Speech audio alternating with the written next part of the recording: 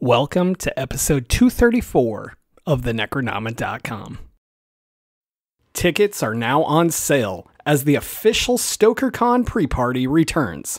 Spirited Giving, a horror-themed fundraiser, will take place May 29th at the San Diego Central Library.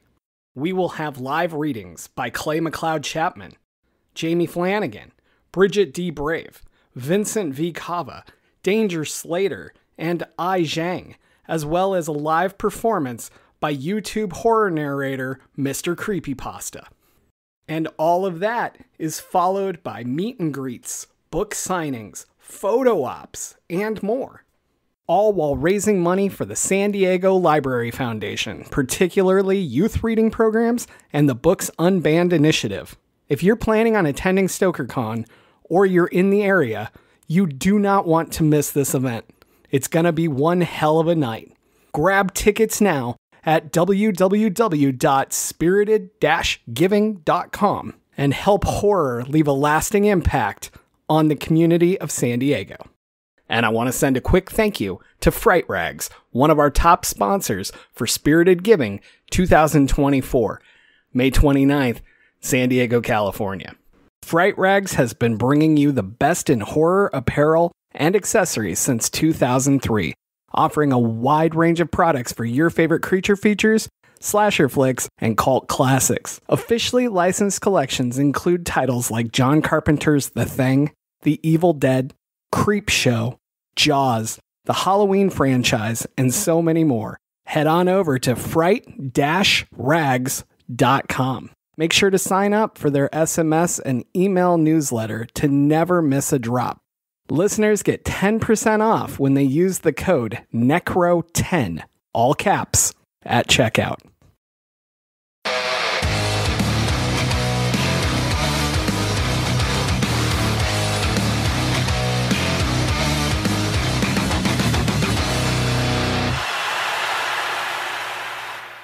I am James Sabata, horror author, screenwriter, co-host of the podcast you're listening to right now. And Don, I hope you didn't masturbate today. We need you sharp and ready to go. I detect the pheromones percolating out of your pores. They say to others around you, I've shown up to work at this podcast and kick some ass. Hold my penis while I piss on your underestimated expectations. Don, I'm just a computer, but I wish I had hands to caress your muscular brain. Today is your day. And hello, good listener. Sorry to bother you. I'm Don Guillory, author, historian, and co-host of this podcast. And this has been my white voice and my quarter Korean voice. And I'm going to start off right now with a gripe against James. Those of you who are listening to this, we are recording this episode on Good Friday. And he's asking two black people to work on Easter weekend.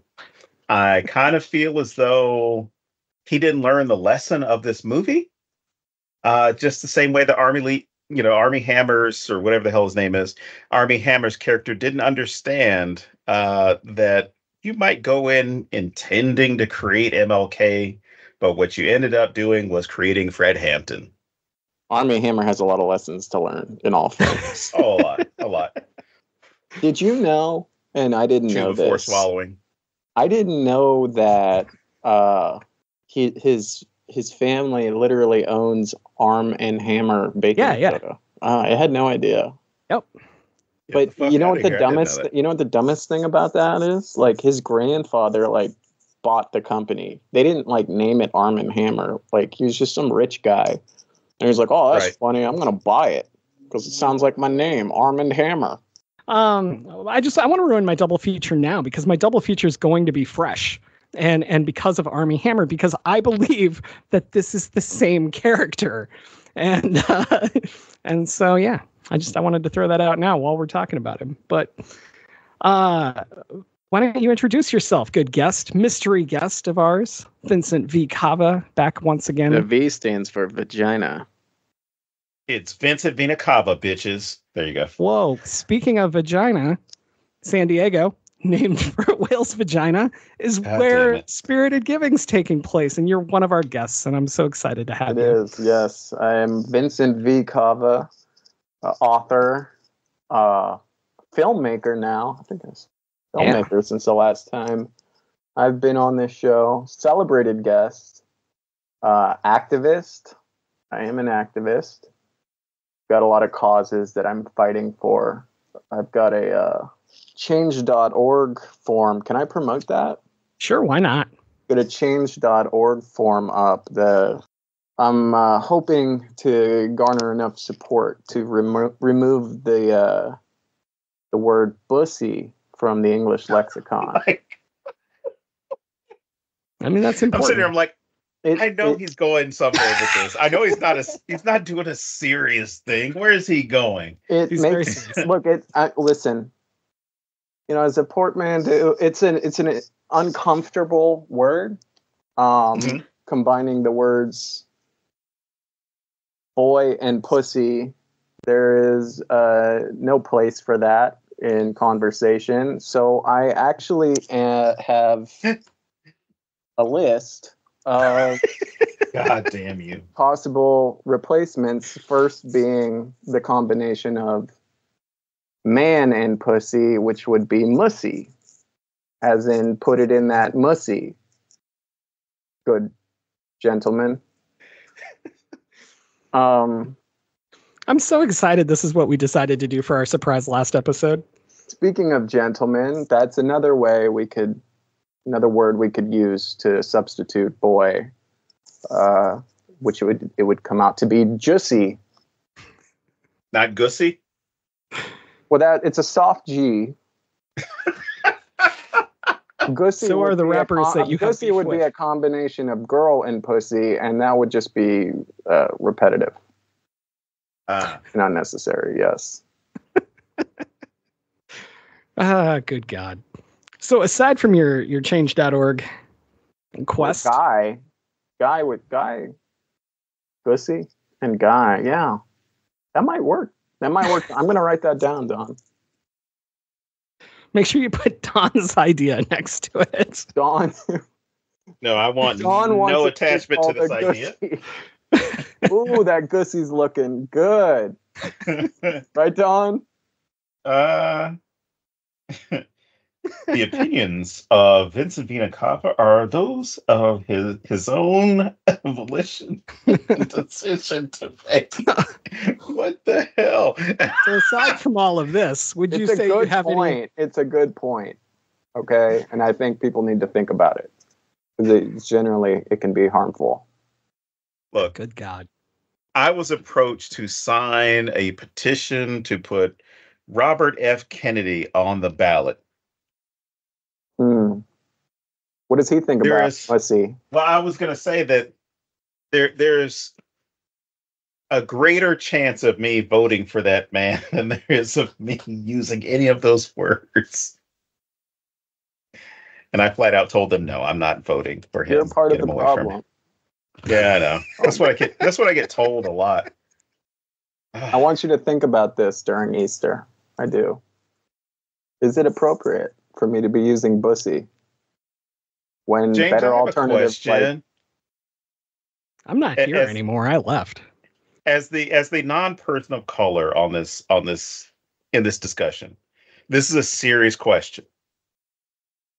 Because I know in the South it doesn't matter if you're black or white as far as like this cultural aspect, but do white Midwesterners get an Easter suit?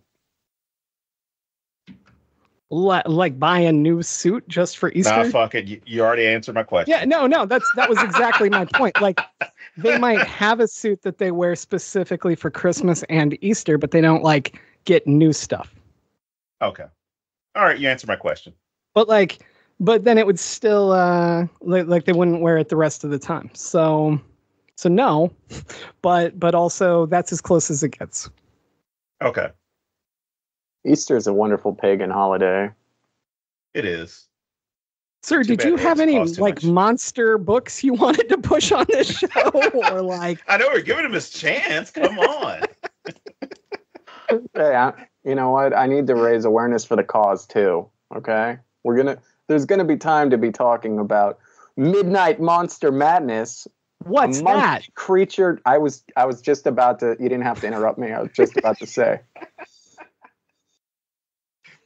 It's a monthly creature double feature.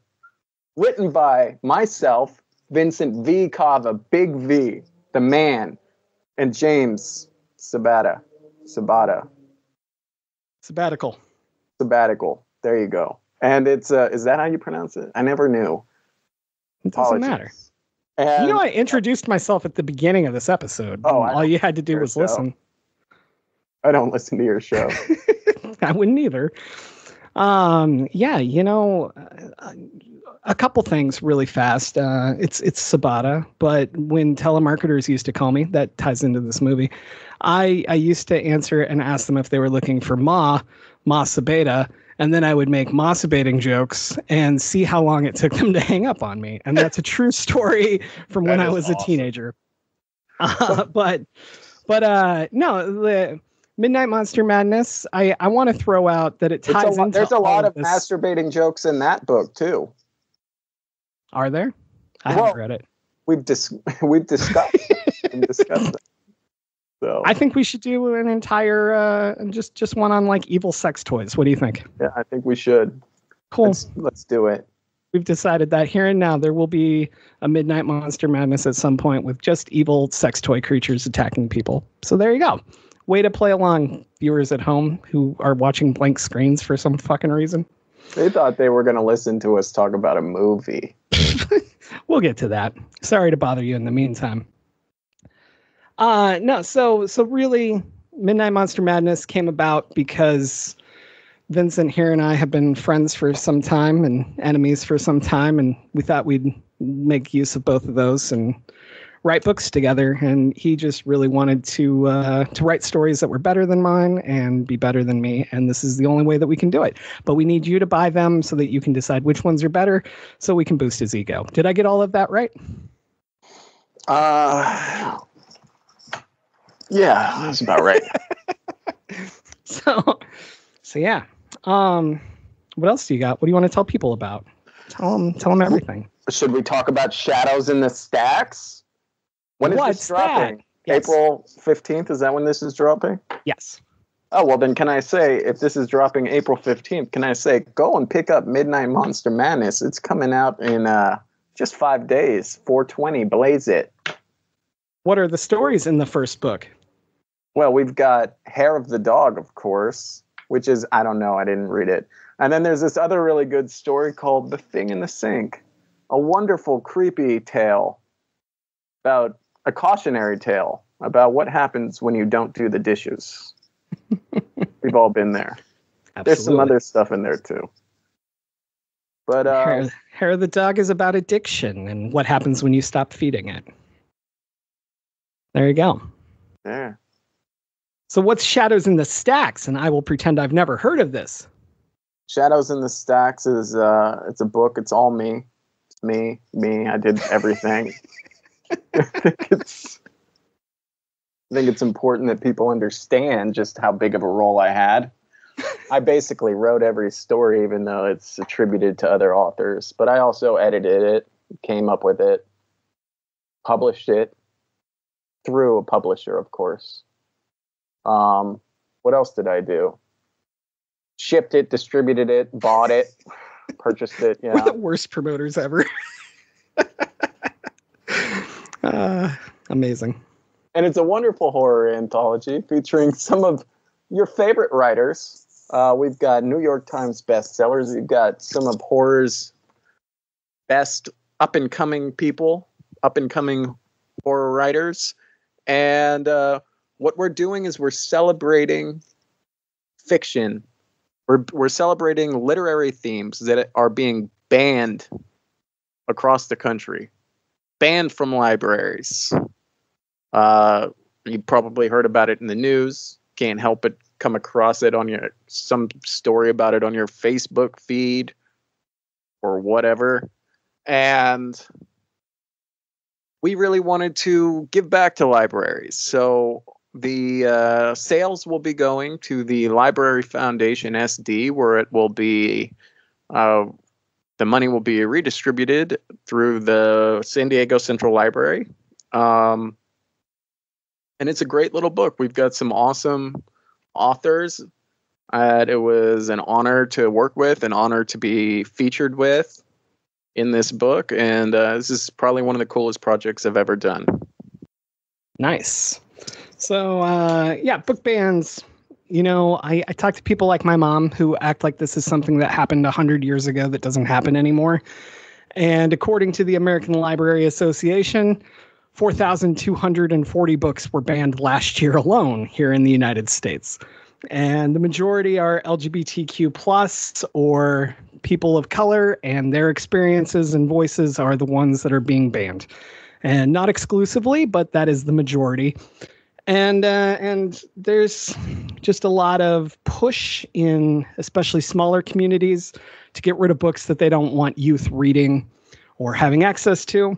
So the San Diego, or the Library Foundation of San Diego, joined Brooklyn, Seattle, Los Angeles, and Boston in a project called Books Unbanned, which provides digital access to teens across the nation to books that they might not have access to in their communities. And that's what we're raising cash for through the foundation, both with spirited giving and with Shadows in the Stacks. And maybe I'm getting unfunny and I'm killing the vibe of everything Vince has done here. But if you combined platypus with the word, it would be a platypussy. God damn. Would that be made up of different? You know what? Never mind. Actually, that would be a plussy. Oh, a plussy. Excuse me. I like that. But yeah, so I'd like to just mute Vince, but I won't ban him here today. No. Anyway, legitimately, I want to say thank you, Vince, for helping with this project and for doing the lion's share of the editing with Jared and just making sure it happened. That's how he throws me under the bus when everybody hates the book. Oh, it wasn't me. Vince did everything. That's true. Yeah, that is my plan. Yeah. But no, I don't know. We can move forward from this so that you don't have to deal with me going down this road and getting depressed at how much the world sucks sometimes. So let's talk about this movie. The world sucks. Yeah.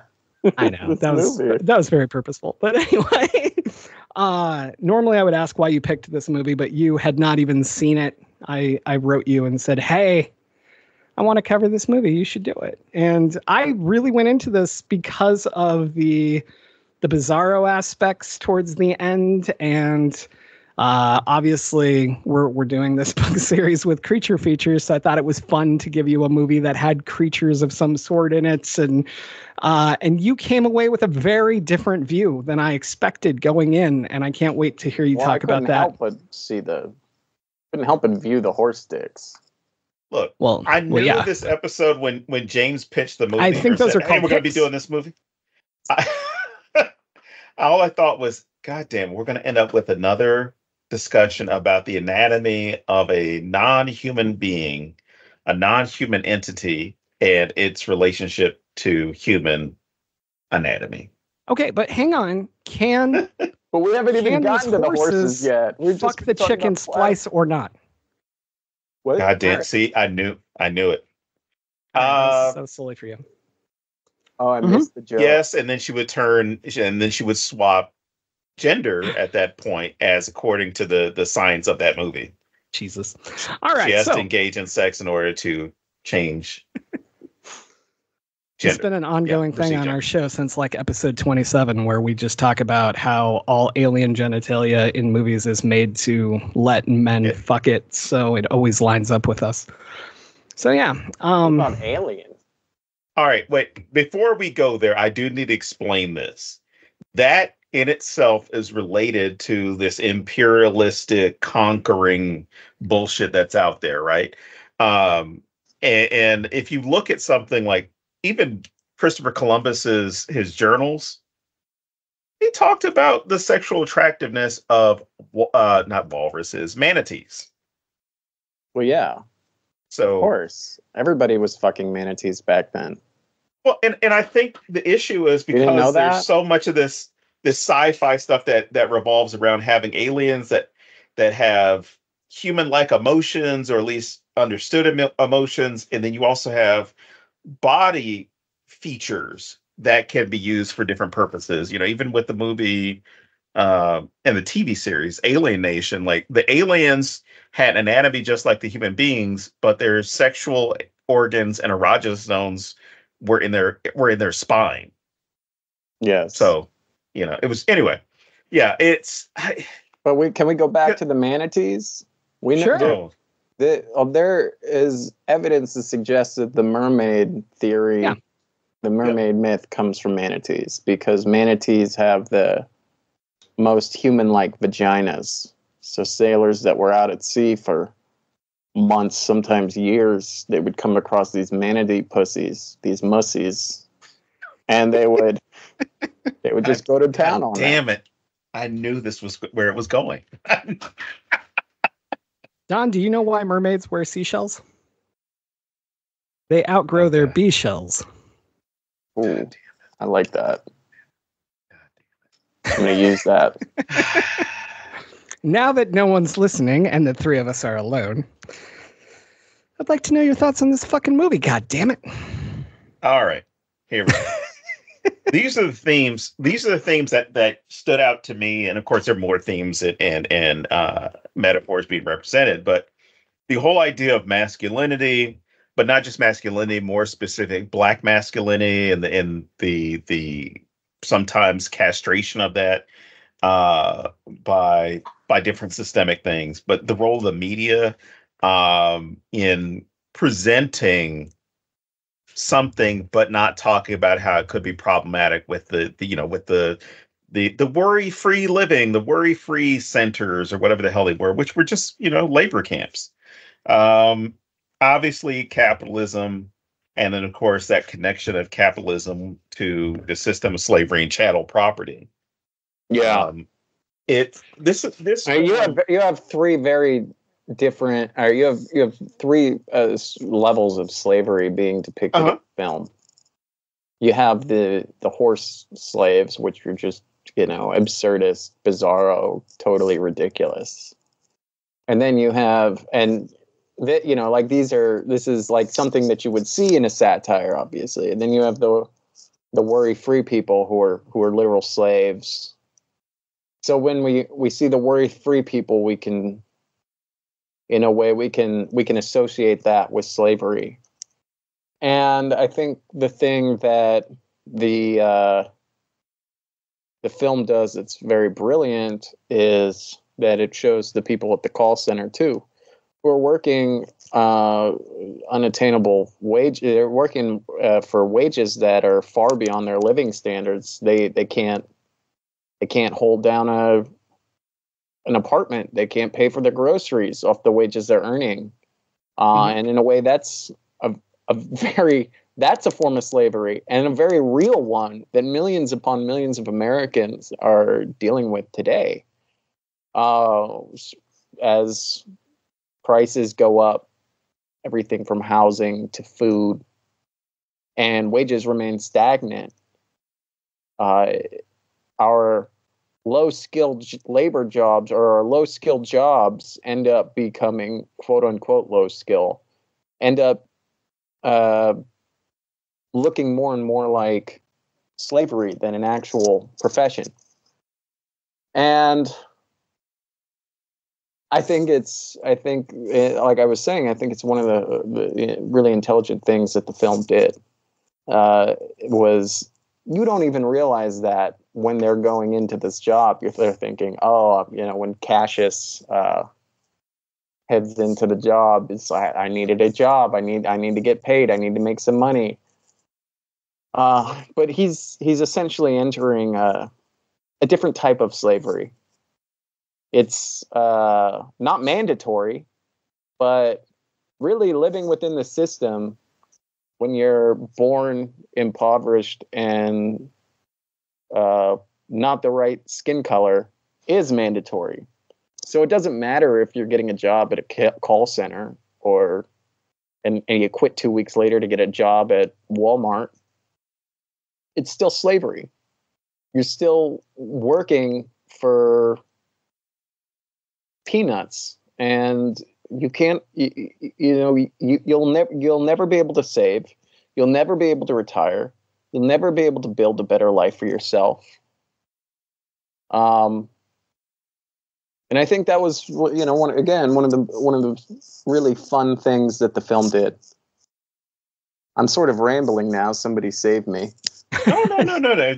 Because you're making the point as far as like the way in which you can't opt out of, in a capitalistic society, you can't opt out of capitalism. Like, so when people always push the whole thing of like, I don't pay attention to politics, I don't care about politics.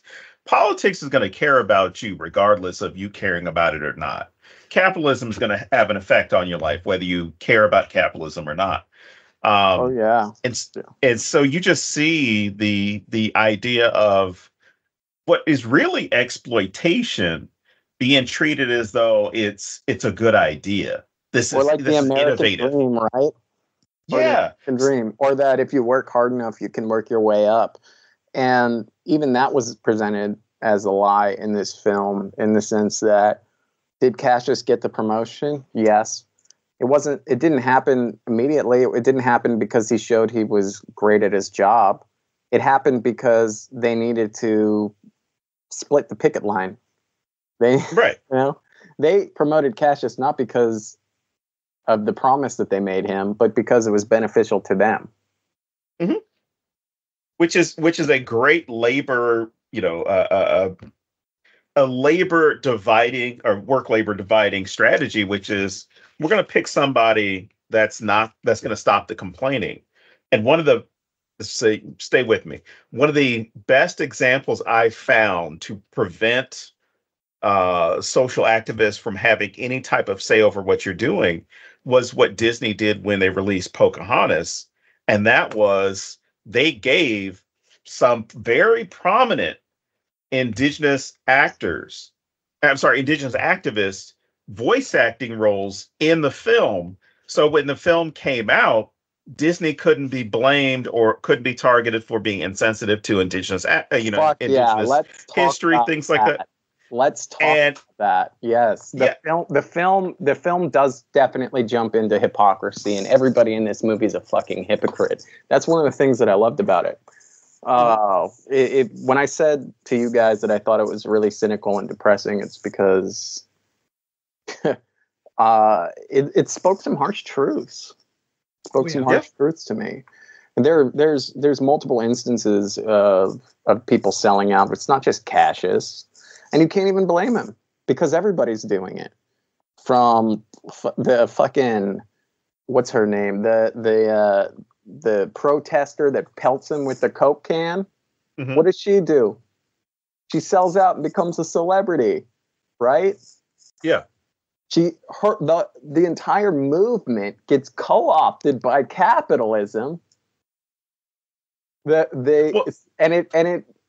totally separates the activism and the truth and her truth from any and all meaning. Right. And it's just used to sell Coke after that. Which is funny because, well, I shouldn't say it's funny, but it's interesting because you remember man, and it fucking pisses me off, dude. Like, I mean, you see these fucking people walking around in their, Che Guevara t-shirts, and where'd you fucking buy that? Walmart? And you see Target pushing their LGBTQ merchandise, like we're allies, we're Target, like you're a store. Right. You're a store. You'd sell LGBTQ people down the river if it meant you could make more money. It just so happens that it's popular to be inclusive. I actually messaged James like a video of Gillette recently, from years ago when the Me Too thing happened. Gillette razors put out a fucking ad about Me Too. Get the fuck out of here. So they could sell razors to dudes. Yep. So dudes could be like, well, I'm an ally. I'm going to buy Gillette. What the fuck are we doing here? And it drives me crazy. We call out every once in a while. We see it, right? Like Pepsi, like the Kendall Jenner Pepsi ad during the Me Too movement. But we miss all the other times. We miss when fucking like Airbnb posts like, "We stand with Black Lives Matter." You are the problem, Airbnb. You are a huge problem. Airbnb drives up housing prices, makes it harder for Black people to buy houses, fucks up the economy, the housing market. And we got people like, oh yeah, like Airbnb is totally woke. I'm here with it. And it's like on both sides. Like, people hate Disney, right? Because like they put some gay people or some minorities in a movie or something. And we're supposed to cheer, and the other side's supposed to cheer Disney for doing that. Like, y'all are just making billions off of all of us. Sorry. I'm digging myself into a hole. Disney will never hire me now. No, you can criticize what they're doing. You're right. I can criticize. Yeah, you can always criticize what they're doing, because they're going you wouldn't be the first person. Then they're going to co-opt me, and I can sell out. Plus, they'll just buy whatever company you work at instead. So it's true.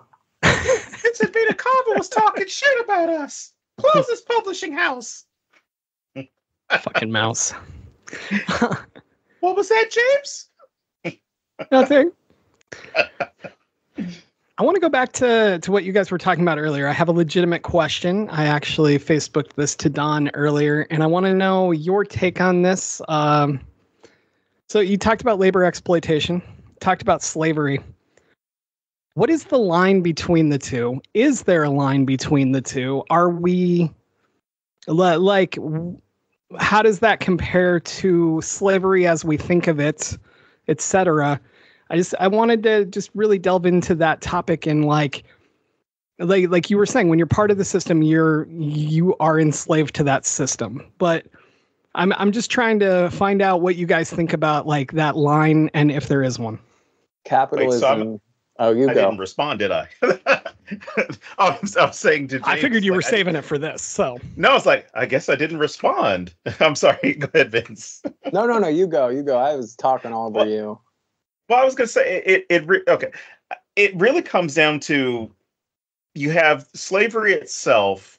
If we're going to talk about it in the U.S. context, right? We're talking about the slavery system that the United States is associated with and understands the best is chattel slavery. And that is, you have your reduction from human personhood to propertyhood. That then becomes an issue in perpetuity.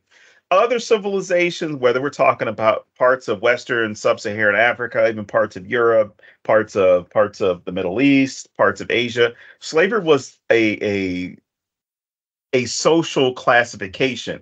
You could have been a prisoner of war. You could have been someone who was sold off, as tribute or anything like that. But your status did not affect your children. Your children did not become slaves because you did. So in this sense, you've got people that cannot escape their own economic classification because of the way that the system is set up. And even the point that of Cash, of when he is successful, it's just random. He wasn't going to get that position unless there had been that protest and someone in management said, this is the guy that we need to stop this from happening. This is the guy who's here. Actually, I'm getting ahead. I'm talking about the capitalism stuff as opposed to how it relates. So you've got that aspect of you have it transfers from generation to generation. Here you have the status of being an economic or wage slave transfer from generation to generation, but it's not mandated by law. It's not mandated by practice. It's mandated more based off of the systemic framework that's in place that is going to limit your options for upward mobility, for a change in economic class from generation to generation. It's possible, but it's a lot harder if you're coming from a place that has very low access to educational opportunities, very low access to job training and opportunities, things like that, very little access to jobs. So there are ways in which the idea or the aspect of wage slavery or capitalism slavery itself is going to keep you in that system or in that status for so long. Capitalism needs have-nots in order to exist. It needs desperate people, not just have-nots. It needs desperate people, because you look at something like all this shit about, oh, we got a crisis at the border, when the issue is we haven't done anything about, immigration reform in decades. And you have people who are legitimately seeking asylum, and we haven't put a system in place to ensure that we take care of these individuals. And those individuals that do get through undocumented then end up taking jobs where they themselves are further enslaved to this system because they have no legal recourse. Whereas all three of us as U.S. citizens, we have legal recourse if our wages have been stolen by an employer.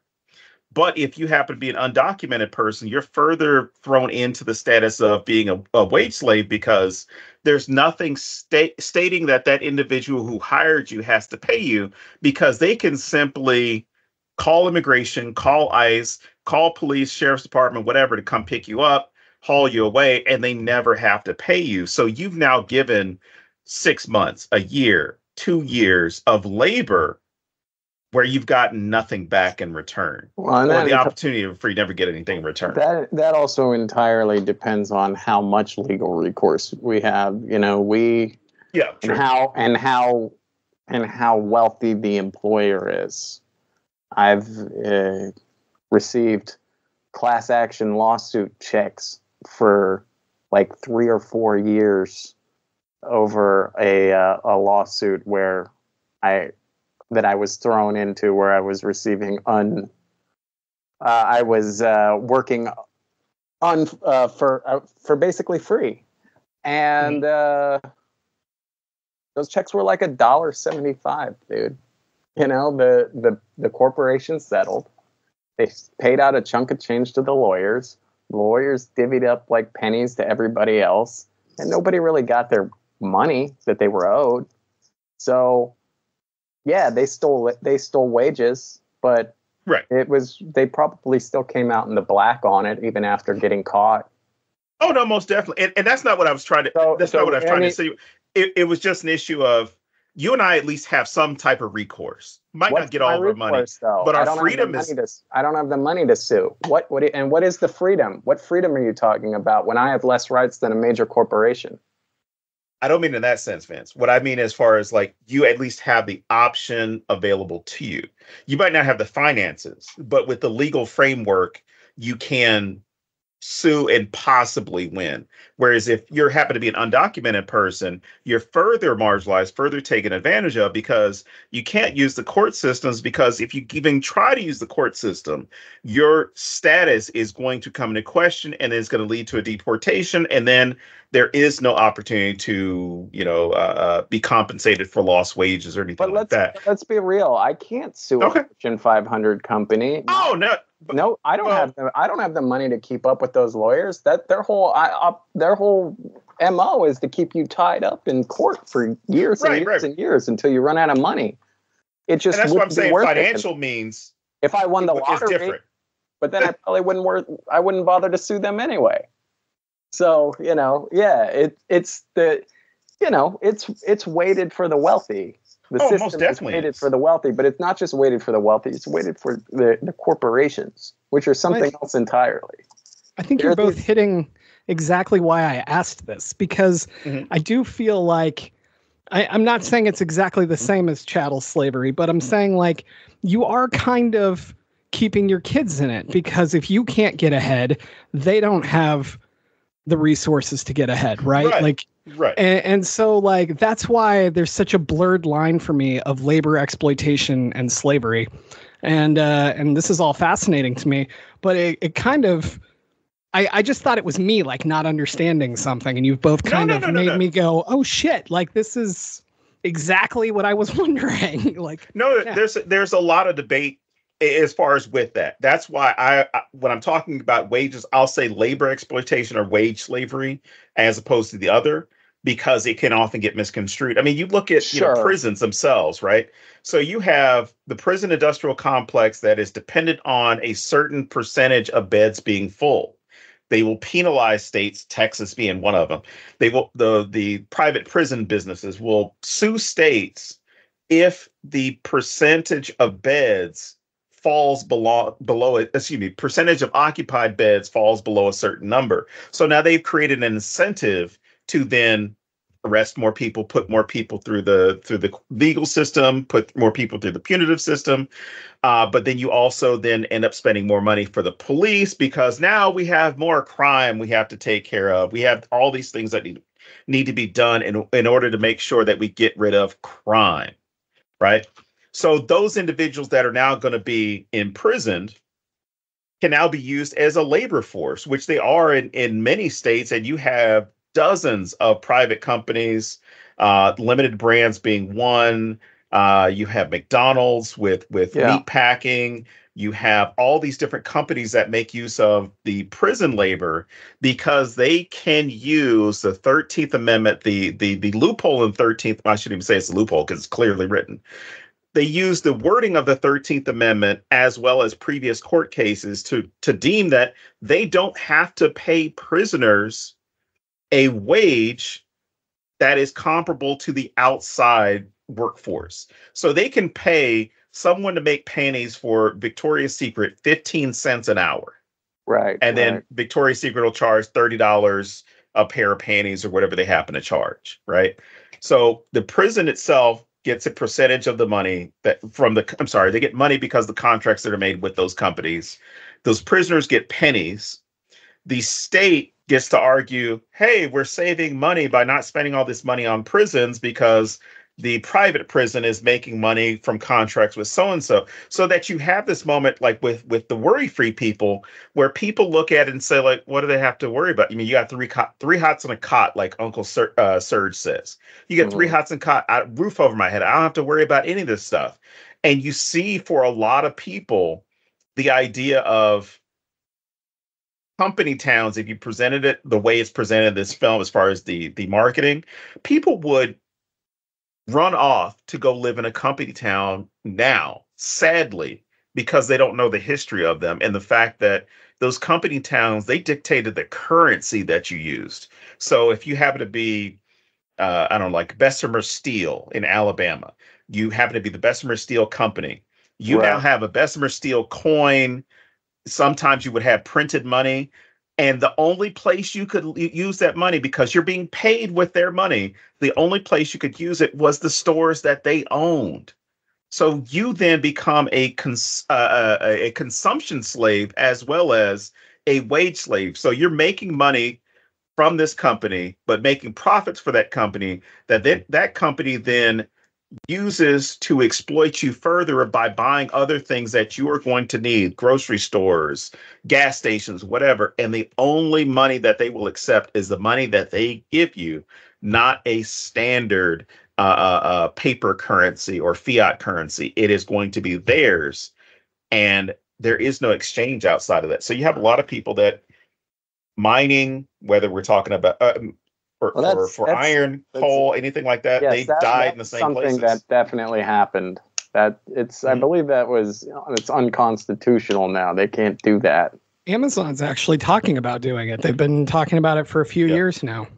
Oh, Amazon bucks? Yeah. Well, I don't know about the money, the currency aspect, but they've been talking about like company towns.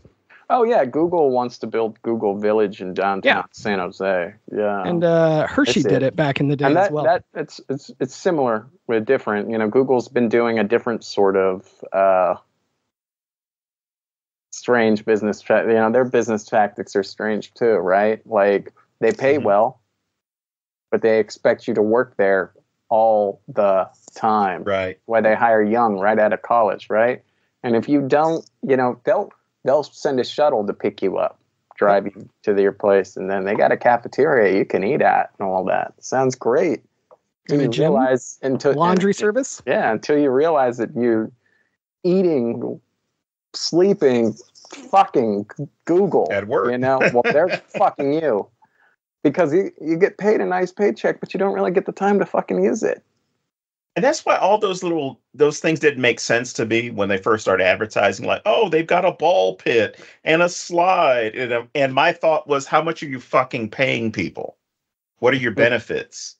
Right? Because it's always, look, I don't have to worry about a house. I don't have to worry about, there was some fucking tech person on TikTok or Twitter or whatever, and they were talking about how working for Google or whoever they happen to be working for, whatever tech company they're working for, was so great because they could come into work. They didn't have to, make themselves breakfast because they could just show up and get something for the employee cafeteria thing.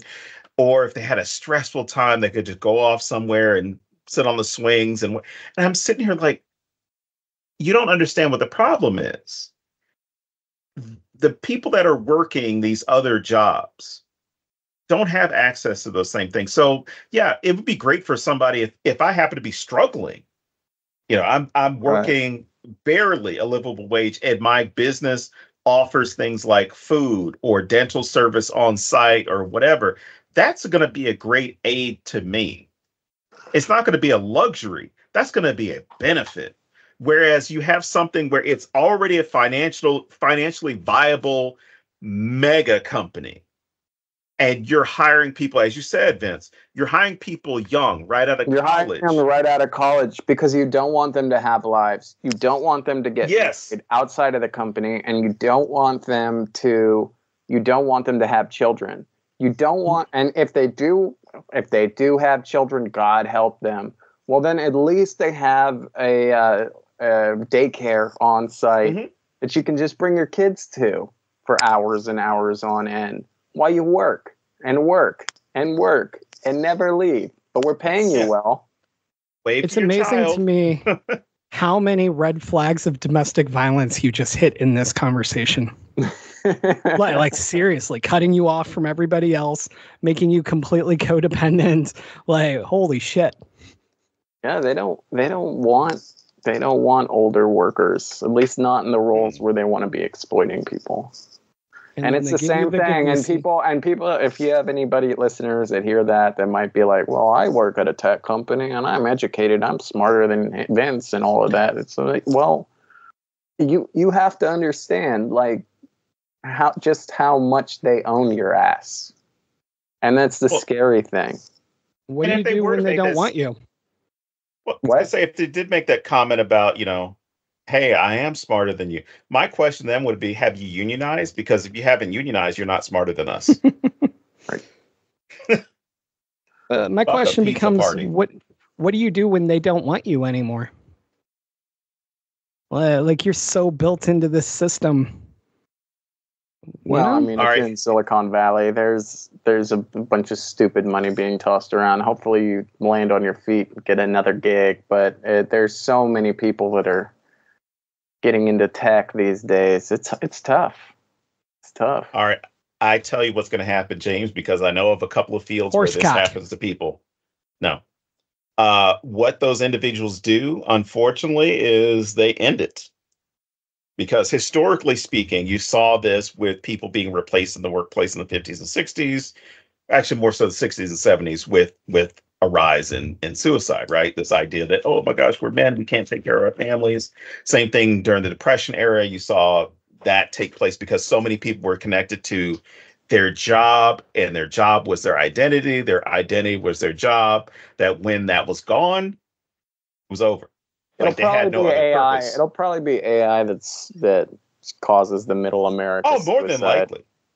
When it's told and when it's taught to people, or when people realize that, well, I guess that would be the problem they need to realize. When people come to the realization that their identity is not wrapped up in their job, they will be so much better for it. So much better for it. And I don't mean as far as like working, because, there's all different ways in which we can work, but saying, oh my God, the scariest thing I've ever heard from somebody was, I worked at this job for 37 years. And my thought is like, what the fuck are you going to do with your life? Yeah, but I mean, like that's how, and I think to tie it back to the film, even, that's how Cassius sees himself, right? He sees himself as in the beginning of the film as someone who hasn't accomplished anything, and what he's tying his accomplishments to is making money. Well, shit, he made up his accomplishments first. Right. And that was right. He says something along the lines to Tessa Thompson, who is, I love her in that movie, who she was great.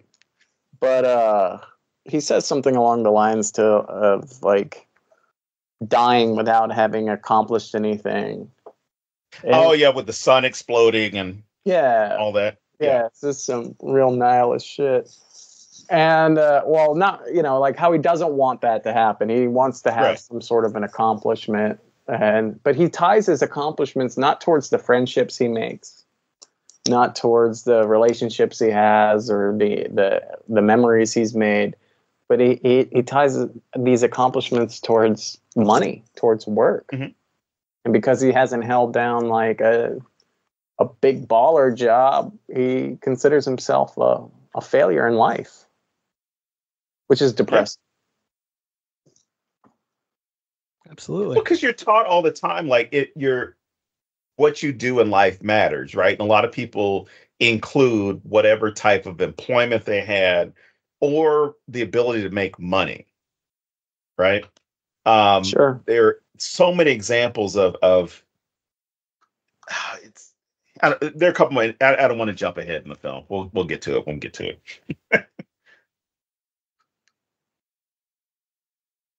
I want to throw in how much I love Cassius Green as a name. Mm-hmm. Like, holy shit. Like, it's so perfect. I don't know. Well, because Cash is green. Yeah. Well, yeah. Yeah. Not only that, but you can look at it with your nice little metaphorical lens there as well, James. If he's green, he's brand new. He's untarnished. Nice. Can I ask a question? How fucking old is Danny Glover, man? He's it's been 3 days away from retirement since before I was born. He's 82 now. He's 802. He looks great. That's Morgan Freeman. That's Morgan Freeman. Well, at least Morgan Freeman looks like he's been mummified at this point. Danny Glover looks great, man. It looks like he could still get up and down the fucking block, man. He's great. His character's fantastic too. It was funny in this. I also love the choice I didn't get enough Danny Glover, if I'm being honest. That's one of my. I agree. I would have loved to see him talk to Cash later, like after all this has been going for a while. Yeah, I was a little bit off. He's 78 years old. I sort of feel like his character wasn't like resolved, like I feel like he was letting on that he knew more about what was going down, like maybe he had an experience and we didn't really get anything to it. All right, this is what I'm glad you brought that up, Vince. This is what I believe about him. I believe the same thing about him as Mr. Blank. They're parts of Cash's identity. So you got that idea of the conscience, with Danny Glover, and the whole idea of like, you fucked up, you messed up, you did this, right? With the protests and turning on that group. But then you also see Mr. Blank's reaction, or I'm sorry, his interaction with him.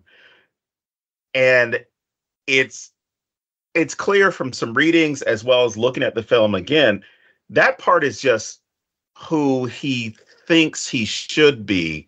And it goes back to that comment that Danny Glover said when he said, "Hey, use your white voice." And so he said, "Oh no, not nasally. You got to use a voice that's calm, relaxing. You don't have any worries. All the bills are paid. Da da da da. Sound the way that they want themselves to sound. That was or the way that they think they sound, right?" And I took that with Danny Glover's character the second time I watched it, and Amari Hardwick, the Mr. Blank's, nice little mutton chop character, with who he was, because it was the same type of interaction. It was like, "Oh no, you've got to use this voice up here because we're doing such and such and such. And I need to make sure you're doing this." And so all I saw with that is this internal struggle of, I've got my angel and my devil or demon on my shoulders. They're trying to convince me, trying to sway me one way or the other. And here I am giving into the temptation side of me, which says I can get away. Fuck, how many people have to die? I'm going to do it. Yeah, because he's a sellout. Because and the film, makes us we go through this film through the eyes of Cassius. And he's our POV, and it tells us a lot about ourselves too. It's easy to say, "Oh, I wouldn't sell out if I was put in a similar situation," but the film does a good job of explaining that everybody in this film is a sellout. Everybody still sells out in one way or another. Even his hippie, or as the $1 Million Man would say, everybody has their price. Everybody has a price, right? Even his hippy dippy girlfriend, Tessa Thompson, in this, right? Like, what does she do at the art gallery? She puts on a British voice. She doesn't just code switch, man. She puts on a British accent to sell African themed art to white people. If that not the most, does that not sound like it was intentional? Oh, 100%. Yeah.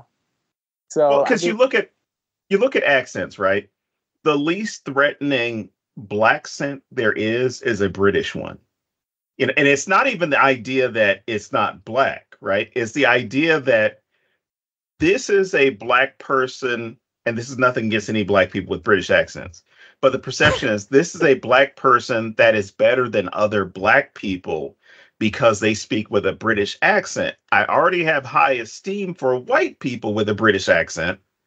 Now I'm seeing a black person with a British accent, so they're better than black people in America because I love the way that they sound. I love the way, not that I've heard people say weird things like that, but the way that they sound, right? But it's this idea of disarming, or this ability of disarming the other person.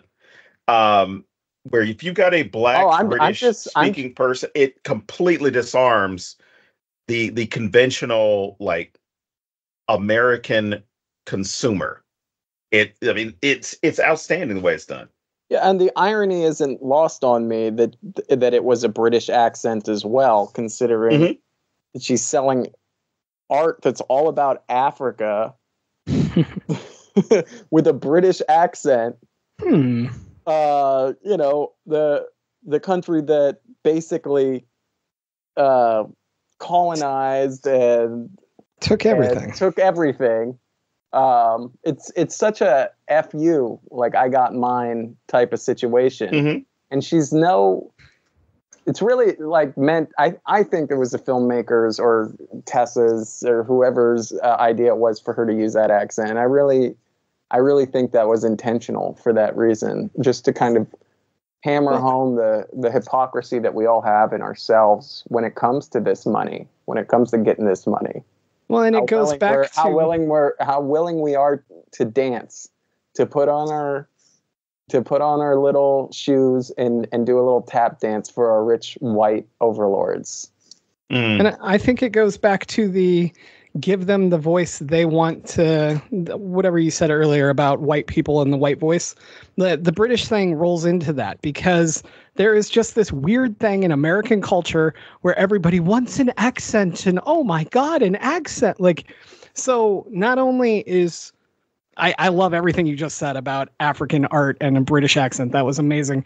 But like when I was watching it, I took, this is above what the white people want. So they're willing to listen to her because it's this voice they wish they had as well.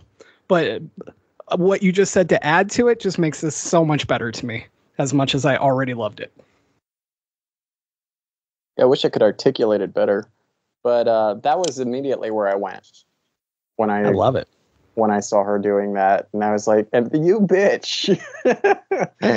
She lost all street cred with me. I think that was one of the things. Remember when I said that, like, oh man, this shit left me kind of hopeless. Yeah, like that was shit like that. You know, this character that I'm like, okay, she's kind of an airhead, but at least she's like a real one. Nope, she's just as bad as everybody. We're all a bunch of hypocrites, and we'll all sell out for the green man. And like there was lines like that, and the one like where what's his name, Glenn from Walking Dead. Yes, he said something like, "If you show people a problem, but not a solution, their reaction is to just get used to it." Yeah. Yep. And that one fucking hit me right in the gut, man. That truer words have not been spoken. And it's true. It's so fucking true. I was talking about Airbnb and Black Lives Matter posts on Instagram, man. Yep. Why did we stop protesting? It fixed itself. Where did everybody go? Look, you know that when racism is over, whatever her face was took a knee, with the kente cloth. Oh yes. I want to talk about the names. Kaepernick took his knee, and Nike paid him a lot of money. No, that's really cynical. That's really cynical. But it does. There are some parallels there. There are some parallels there between that and maybe the Coke can girl from the film. Not to say that I don't support what Colin Kaepernick did. I'm a 49ers fan. But it does, going back to like, it is always a little frustrating when you see how capitalism, corporations, co-op movements, anti-capitalist movements, and make that into a commodity worth selling to us stupid rubes. Well, look at even in this when it's revealed that Worry Free is creating horse people and whatever. I was expecting, the first time I watched, I expected like, oh, it's going to be blown off as like, oh, this is some internet conspiracy shit. Because when Cash calls the police and says, oh, you need to go because they're horse people. If I had accepted that call as 911, I'd been like, all right, sure thing, sir. Have another drink. Bye. Right. I'm not going to take it seriously. I might send somebody out there for, a welfare check to make sure that there's not an emotional or mental health crisis or anything like that. But by them taking it in the direction, or by Boots Riley taking the direction where it's like, it really shows you how it would get received, hit even harder because it was, oh my God, this is so great. This is such cutting edge science. I can't believe they did something. Wow, their stock has just skyrocketed on the news that they've got Equisapiens. Right. That is exactly what the fuck would happen. We'd be so marveled at the idea that this was done. We wouldn't think about like this being a bad idea. Jurassic Park, Elon Musk with owning Twitter or SpaceX or anything like that. You couldn't convince me to buy anything that he owns or use anything that he owns based off of the stuff that he's fucked up in the last few years. I have a theory that he blows up his own rockets to make it completely unmanageable for anyone else to get into this like industry, because they see that the richest people can't make it work. And so that's his way of keeping everyone out while he learns the things that he needs to know to make it work. And then one day it'll all just magically work and his stuff won't blow up anymore, but everyone else will be like so far behind they won't be able to keep up. James, for clarity's sake, he wouldn't invent it. He wouldn't come up with the idea. I don't mean him. I mean SpaceX. But I do think that it was his order to blow them all up. And I really do believe this, and I don't care if you think it's a conspiracy theory. Hey, everybody can have a conspiracy theory or two in their back pocket. I'm going to say they're worse ones to have. Really fast, I want to go back to the names we were talking about, because I find one thing very interesting, and Don pulled it together for me when he was talking about how Langston and Mr. Blank could be part of Cassius, right? I love that everyone has one name, like Langston, Squeeze, Salvador, right? Mm-hmm. And then when we go up the elevator, we meet Mr. And it doesn't matter what the fuck his last name is, because he's got Mr. Right. And I loved that before, but when you were talking about how they could be part of Cash, I was like, holy shit, that's extra amazing to me, because my take on it was that these two asshole black men were recruiting other black men knowing what would happen to them. I thought Langston's in on it, Blank's in on it, and they're pulling him along and selling him down the river for a horse cock. But I like it being part of Cash instead.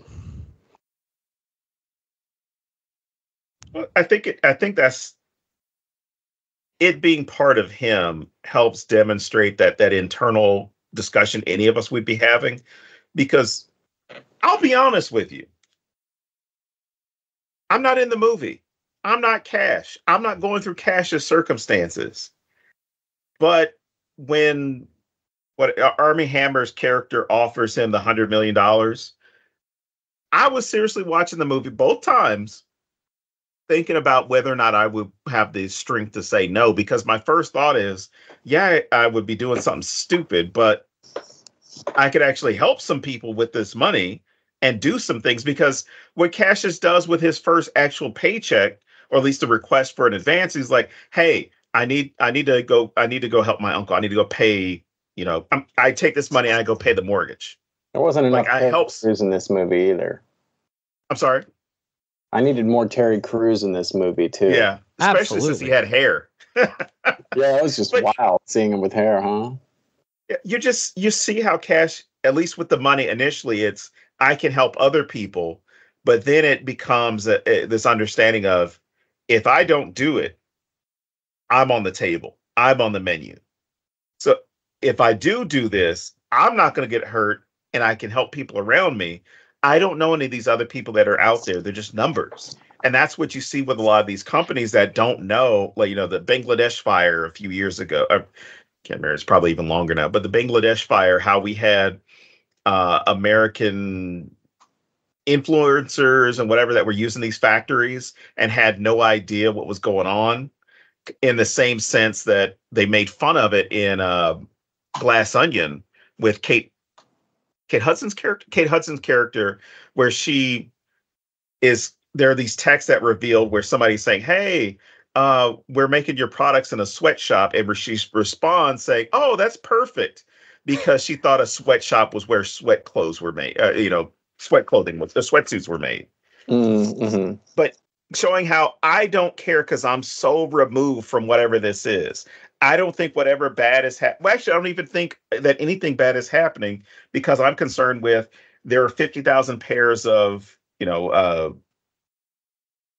yoga pants that need to be made, and there were only 30,000 made. Well, it also shows how he's capable of compartmentalizing and jumping once he jumped the picket line, right? Like even after his first day of work, when he crosses that, when he takes that promotion, he goes to meet his girlfriend, and she's talking to him about everything that's going on at the call center, with the lower level where she works, and everybody works, all of his friends, and what they're planning and all of that. And he's just ignoring her. It's just like going through one ear out the other. He's staring at her joint. She even stops. She goes, were you listening to me? And he's like, oh, I'm sorry, I just had a long day. So he's already, he's already finding reasons to ignore the issues that are close to home too. It's not even just the things that are far away. It's overlooking he's capable of he's trying to overlook the things that are close to home. He's stepping over the homeless guy when he's walking down the street, pretending like he's not there. It's it was really interesting how what Boots was trying to say here. I was actually fascinated with just how quickly Cassius was able to flip that switch as soon as he took the job. He really only said no to this guy once he told him he wanted to turn him into a horse person. If you want to know that, I mean, right? Yeah. Yeah, because he was already involved in he himself was actually being affected and something was going to happen to him that he didn't want to have happen to him. That's when it was enough was enough. Okay, but is it even that, or is it that he's interacted with the horses? If he had never met one and didn't hear it crying, saying, "Help me," like if he had just watched this video, does he make the same choice? I don't think he does. I think he signs up and takes the deal. I think he had to see reality first. Well, yeah, I mean, I think he had to see the horses too, just to see how monstrous they were. That's a part of it too, right? In order to hammer that home to the main character. But I mean, he also got to see the size of the horse cock. So, I mean, that might have helped with the going for it too. Don specifically told me not to talk about horse cocks. That's why I just keep doing it. We can talk about horse cocks all day. Horse cocks, platypussies. Gagoosies at Google. Mussy Gussy. Dental Mussy. How much money does this not Army Hammer, but I mean the character, how much money does this dude have? Like, this guy's got to have a lot. Well, even then, he said the deal was working for free already. Yeah, he's making all that money and more. Yeah, because what it cost to have the worry-free living quarters, nothing. That has got to be next to nothing as far as his expenses. They don't even have a dining room. They eat on their bunk beds. They eat in their bunk beds. I was like, that's on your commercial. Your commercial shows that you have to eat in bed. Like, what are you hiding? They're hiding the people have to pee in a bottle. There's nothing wrong with that. I've been peeing in a bottle throughout the recording of this podcast. Better that than we have to hear it. I'm not the one who has to drink it. Yeah, so he's all about recycling. Oh my God. All right. So one thing we've kind of danced around, but we haven't gotten into, and I think this is another reason that James brought us both on this, is there are a couple of funny scenes. But I mean, you don't get into horsecock. Horsecock gets into you. Oh man. I feel like Don wants me to check out of this episode for a while and not talk. So I'm just going to be here. So the fact that there's this conversation that happens, whether we're talking about between Sal and Cash, or Cash and Langston, even to an extent with Tessa Thompson's character that Cash has, where it's just this idea that you have to change who you are. You have to change who you are to be in this system.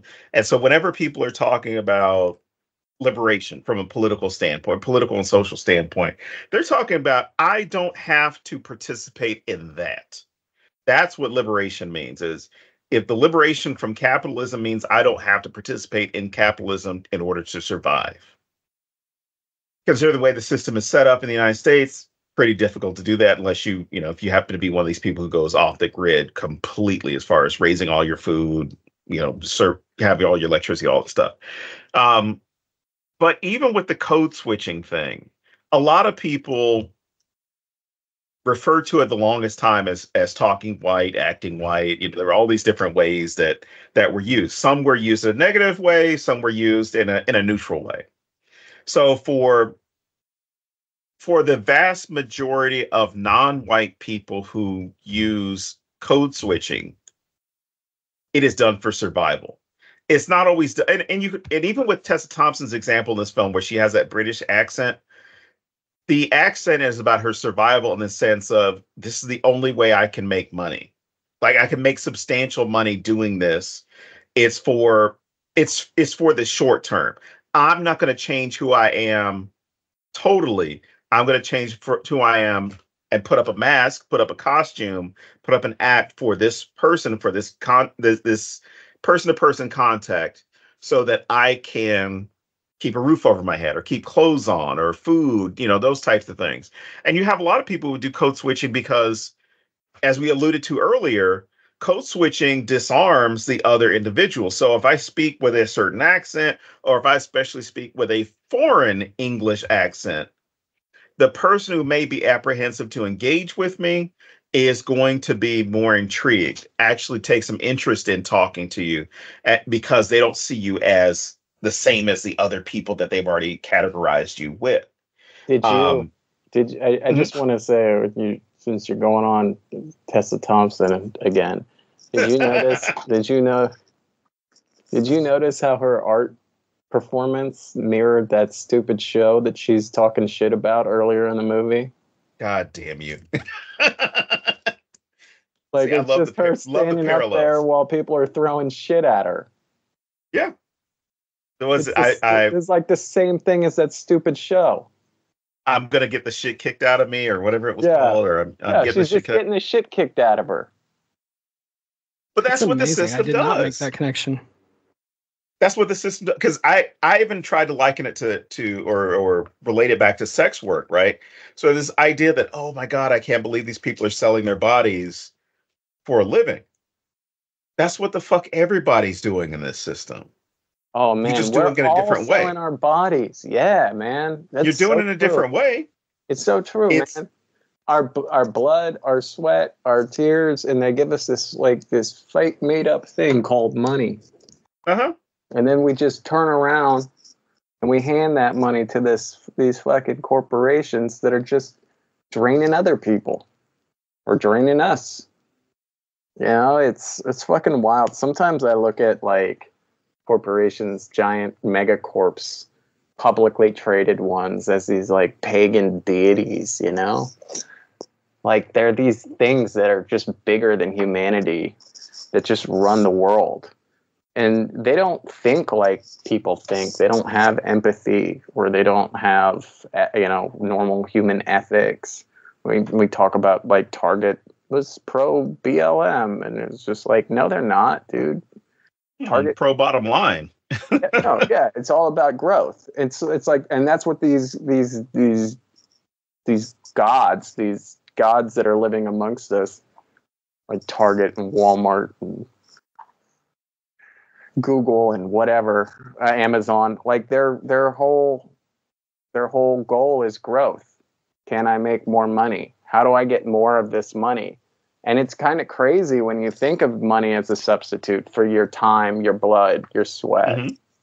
So we're literally, and we're talking about people that work blue collar jobs, are literally bleeding for this.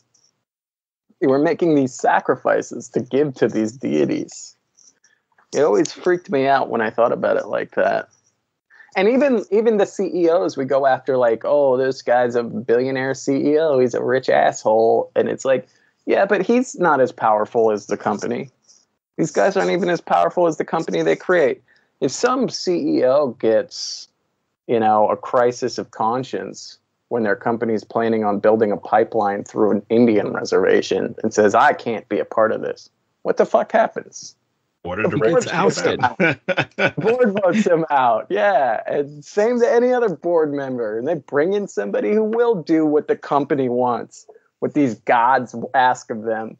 They'll do whatever it takes to make them more money, get more of our blood, our sweat, our tears, our time.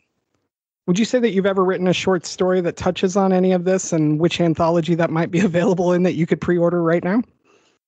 I did kind of accidentally touch on that. Yes. In a short story called Benjamin Financial's Debt Relief Program, about how philanthropy can be extorted by, how it can be perverted and twisted by capitalism. I'll bet that would be available in Shadows in the Stacks, which you could pre-order now from Shortwave Publishing. Which, by the way, I didn't get paid for, so I'm not a sellout, people. Boom. We should just keep advertising it that way. I like that. Poor. Just poor. Jesus. I couldn't resist. It was right there. Yeah. I mean, that's just something that's always lived in my head. And when I wrote that story, it was just an opportunity to go there. I just saw it and I took it. It's weird how sometimes these things sort of organically form when you're writing a story, because I didn't mean to write a story about that. I meant to write a story about the U.S. healthcare system, but became something else entirely. Although I do get my jabs in the U.S. healthcare system too, which is perverted by capitalism. Say it with me, kids. God, I should get a children's TV show. Oh my God. We'll call Izzy Lee and get a follow-up to Meet Friends. And we'll just, anyway. But, it's not cuter if I said it with a puppet, I'm just saying. That's right. I totally lost what I was going to say. What do you guys got? All right. Here's what I got. When I was watching this or rewatching it, I paid a lot more attention to things going on in the background. You know, the messages popping up, photos changing, images changing, things like that. And then every now and then you'd get like a newspaper headline. And the headline itself, as I said, I can't remember if I said it when we were recording or before recording, but I was telling James and Vince about how you have different eyes, different perspective on this film, different viewpoint based off of lived experience of this film when it came out versus, a couple of years time has passed since the initial viewing, and you have all these political, social issues that have taken place. Whereas the film comes out in 2018, 2020, of course, is an election year. You had the murder of George Floyd in the protests that summer. You had COVID that some of us who had lockdowns. You had COVID lockdowns in March of that year. So there are a lot of things that are changing. But when I looked at one of the headlines, it stated in the film, Senate committee clears. Oh my gosh, I forgot the name of the. Oh my gosh, whatever the stupid company is that they have, clears whatever company of slavery charges. And that in itself is interesting to see how money has access to those in power and how those in power can shape and reshape laws based off of who happens to be funding them. Yeah, and it's very hard to believe that this company was not bankrolling some of those senators that determined that, oh yeah, what they're doing it's not bad. Yeah, dude, we were kind of even talking about that earlier. Yeah. There is no good and bad. Mm-mm. Not in the U.S. legal system. There's just poor and rich. And that's the truth. That's what fines come down to. And rich. I mean, really rich. Yeah. Yeah, that's what it comes down to. And and the system is rigged, not just for the poor, but it's rigged. There's still a race. There's still we're still struggling being African American. It's still hard to be black in this country, which is infuriating. I just out of curiosity, because I didn't ever really looked into it, but like I was thinking about the rap scene. I'll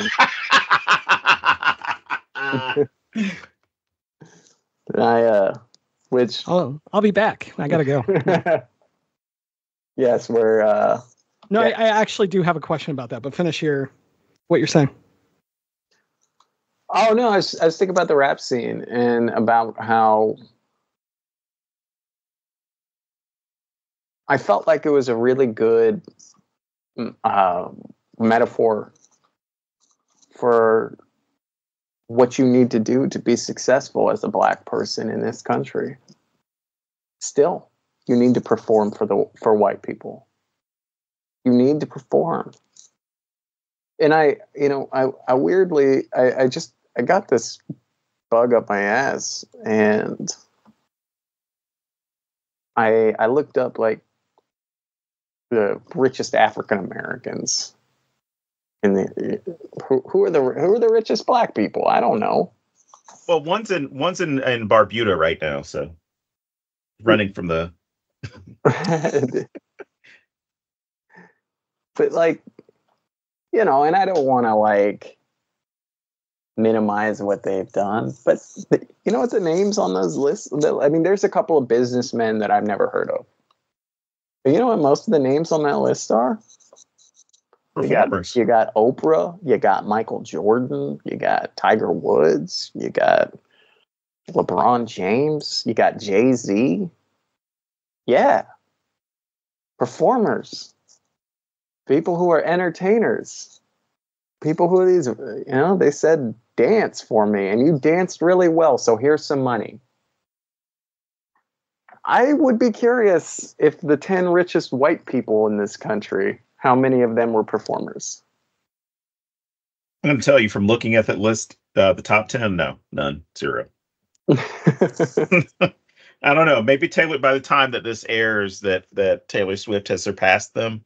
But yeah.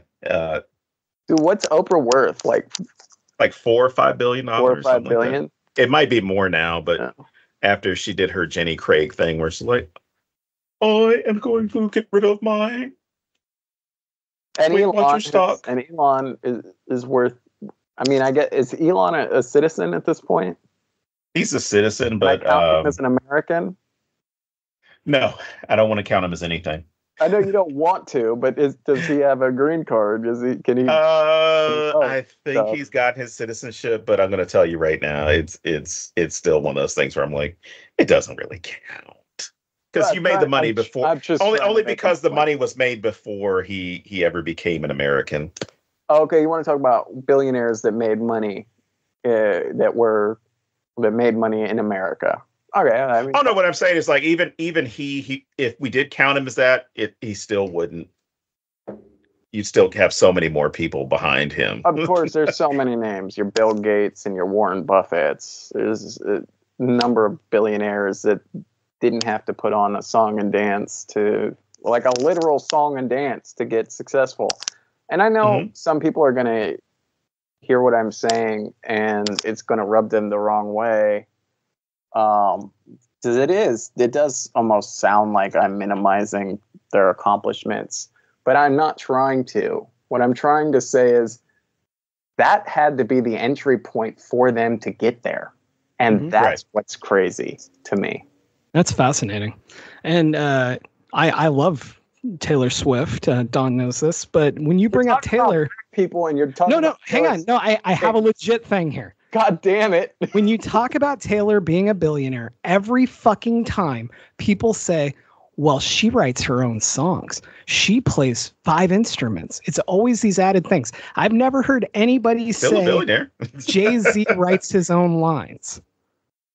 Like nobody says he got there because of that. Like, it's interesting to me when you bring up Taylor that there's this added thing. Everybody knows that. Yeah, but there's this added thing of how she's extra special. And you don't get that with the black billionaires. Yeah, I mean, because they're celebrities, they all have a sort of cult of personality around them. I just think it's funny that Taylor Swift has no chance of sniffing the top 10 richest white people in this country ever. I don't care if she makes $1 billion or not. She makes 2, 3, 4 billion. She ain't going to sniff the top 10 richest Americans.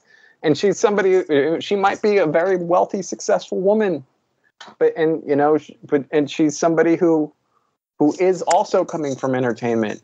But that is not a direct path to be the richest person of your ethnicity if you're white. That is not how you do it. And that's the way to do it if you're black. You have to be good at basketball, or you have to be able to rap. It's crazy to me. It's good. And, I think that scene, the rap scene from the film we're talking about, Sorry to Bother You, is that the name of the movie? Yes. That's what I think it was really trying to say, is that you won't be successful until you dance for us. until you perform for us. Or you won't matter unless you have a purpose like that for us. Yeah, but that's a better way to put it. You won't matter. And it has to be the purpose I want, not the one you brought. No, and it specifically has to be to entertain me. Yeah. Mm-hmm. I should tell you, I mean, you probably got the same thing, Vince, but James knows this, but we'll go places and someone will ask me, literally ask me where I played ball. Yep. And when I what tell year them did I you didn't, play here? Yeah. And when I tell them I didn't, there is no conversation afterwards. Like, there's no interest at all. It's like, I'm only There's interested. no follow-up. Yeah. I'm only interested in having this conversation with you if you want to talk to me about sports. I don't care about you being a human that doesn't entertain. I mean, literally, I've had that's that. amazing. I had that happen in Mexico. I had an ASU cup with me, and this guy's like, old retiree guy comes and says, "Oh, you went to Arizona State, huh?" And I was like, "Son of a bitch, I'm never bringing anything in English again when I come." And no joke, stopped me while I was eating breakfast to ask me about, when I played at ASU. And then I said, "Hey, I'd never played there. I used to teach there, and now I'll get my doctorate." There was no, "Hey, what are you getting in for? What are you studying?" It was simply like, "Oh, okay, good luck, bye." I'm like, fucker, you were ready to spend an hour with me to talk about this. Didn't you get somebody at an ASU game ask you what year you played? Okay, I was pretty sure I didn't make that up, but... No. This is a different one. The guy got mad with me because he thought I was lying to him. Thought I was lying to him because I was there to go see, women's basketball game. Space. Yeah, exactly. You don't belong. He's like, "Come on, you can tell me. You don't have to. You don't have to be like that." I'm like, "No, I didn't play. I work here. Come on. I know you don't want to give out autographs, but you can tell me." And I'm like, "I hate to tell you this, buddy, but you got me mixed up with somebody else." You should have been like, autographs are 20, but for you, 25. Let's do this. He was pissed. No, well, the thing is, luckily I don't. I might do that next time. Luckily, I don't have those experiences, Don. I have. Oh, it's hilarious. Because I'm racially ambiguous. White people just see me as a brown guy, but they tend to think that I'm whatever brown guy they feel like I am. So my experiences are like, I'm sitting at a bar and the white guy's like, "Well, let me tell you about how much black people suck." Just like, and I'm sitting there listening to them just shit talk black people for 5 minutes before I go, "Well, actually, I don't think gotta go to my Klan meeting. I don't think my black mother would like to hear this." But it's and it's interesting too how I don't want to lose the thread of this film, but it's interesting too how being racially ambiguous, how people's attitudes change when they find out you're black, even if they hadn't said anything particularly racist. It's like white people get on guard more. Like they're going You're through a their day head. walker, man. You're a day walker. That's why. Through their head, like, what am I allowed to say? Did I say anything? Did I do anything?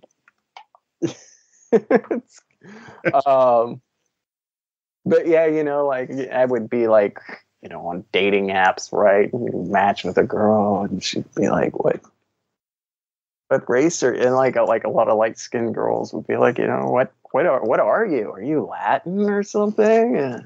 No, I'm just regular black and white. Oh, unmatched. God damn it! We can't get with the miscegenation. Oh my God! I just want to say I don't think that's off topic at all, man. I think that's exactly what this movie's about. So I don't think you're straying at all here. All right, good to know. We'll talk about. I do want to say this before we do lose it, James. It was really good to finally talk about elevated horror for once. We got to throw that into the panel. I want to do. That's great. Yeah, I was loved that this was showcased, and the fact that it's a golden elevator. Which again, I did some looking into the film because I wanted to know if the elevator code had some type of meaning to it. Oh, I didn't even notice the code. It had to, right? Nope, it didn't. It's just random. That it's like 30 fucking numbers long. Yeah. It's just that it's a long random number. Huh. Because there's so many little things like that you don't catch like the first time through necessarily. You'd be watching and like his dad's picture, right? Like how that kept changing. Mm-hmm. That was just, I don't know if that had any meaning to it, but I noticed that like the third time they showed it.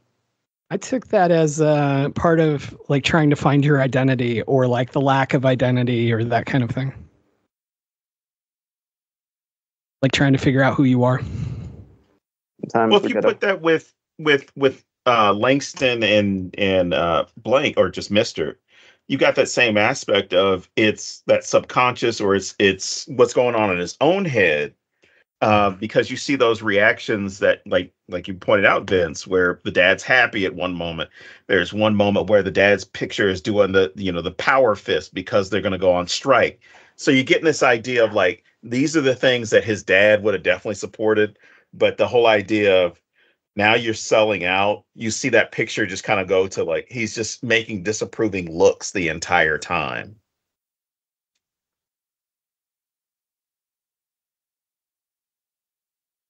Going back to the elevator really fast, I just wanted to say that I took the 30 number code or however many it is, I'm making up a number, but I took it as white people's weird security obsession.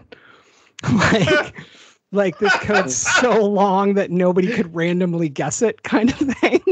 So, and then I also wondered if like the first 20 numbers even matter. Like, are you just getting to the code at the end? I don't know. All right. I got your answer. It's really because I don't know if this was a call that was made by Boots Riley or not. But I'm guessing it was, since he wrote and directed and called all these decisions. It's just to signify that this elevator success, there's no plan. There's no formula. There's no distinct route code you got to do, because again, he doesn't even know why he's picked. The number doesn't matter. Like the head guy picked him. Or I should say his ego picked him, but then the other guy's like, I love you, you're great, you're doing this. The fact that they picked him is because here's somebody, and it's not even the issue of like he's good with people. The issue was, let's try him. Mm-hmm. Let's try him.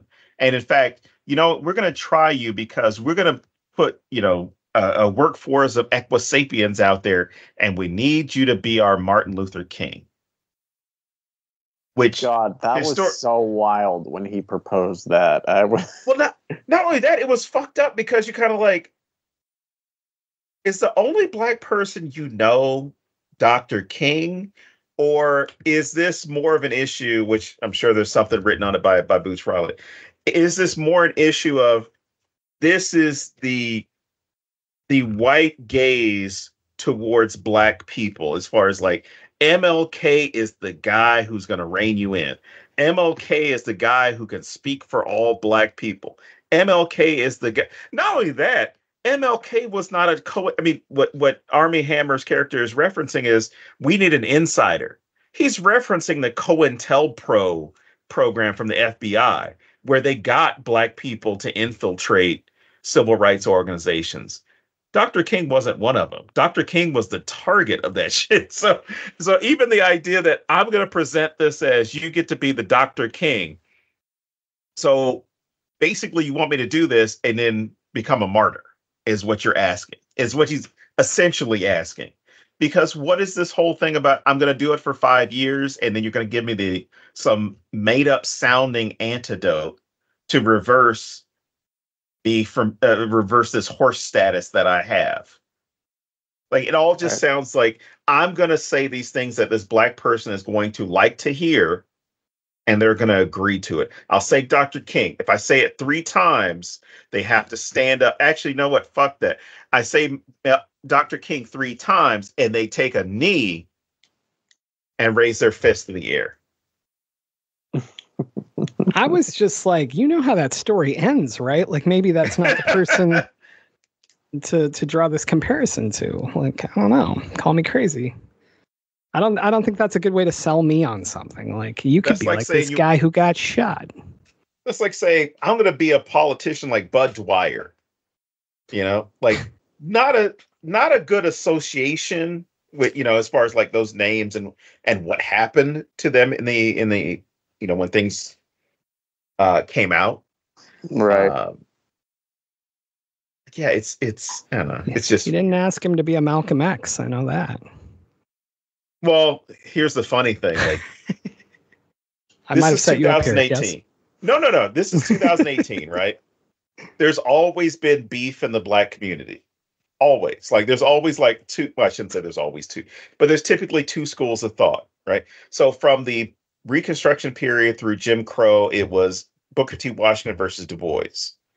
And then literary, you had a good number. So you would have people like Langston Hughes against Richard Wright. But then, of course, with the Civil Rights Movement kicking off, it turned, even though there were a shitload of people involved, it turned into Malcolm X versus Dr. King. They're exact opposites of each other. This one wants to kill white people. This one wants white and Black people to live in harmony.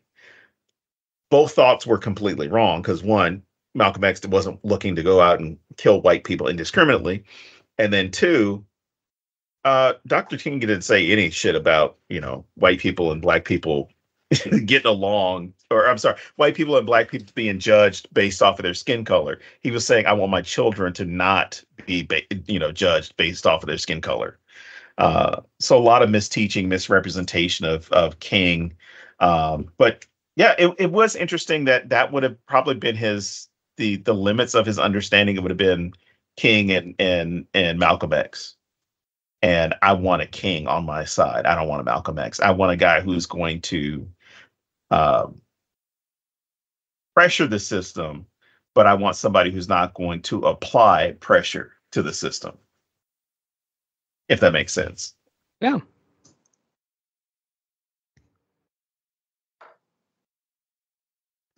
What do you, not to get to the end yet, but the scene where equestrian, how do you say it? The horse people. Equisapiens. Thank you. Like, I love those guys, man.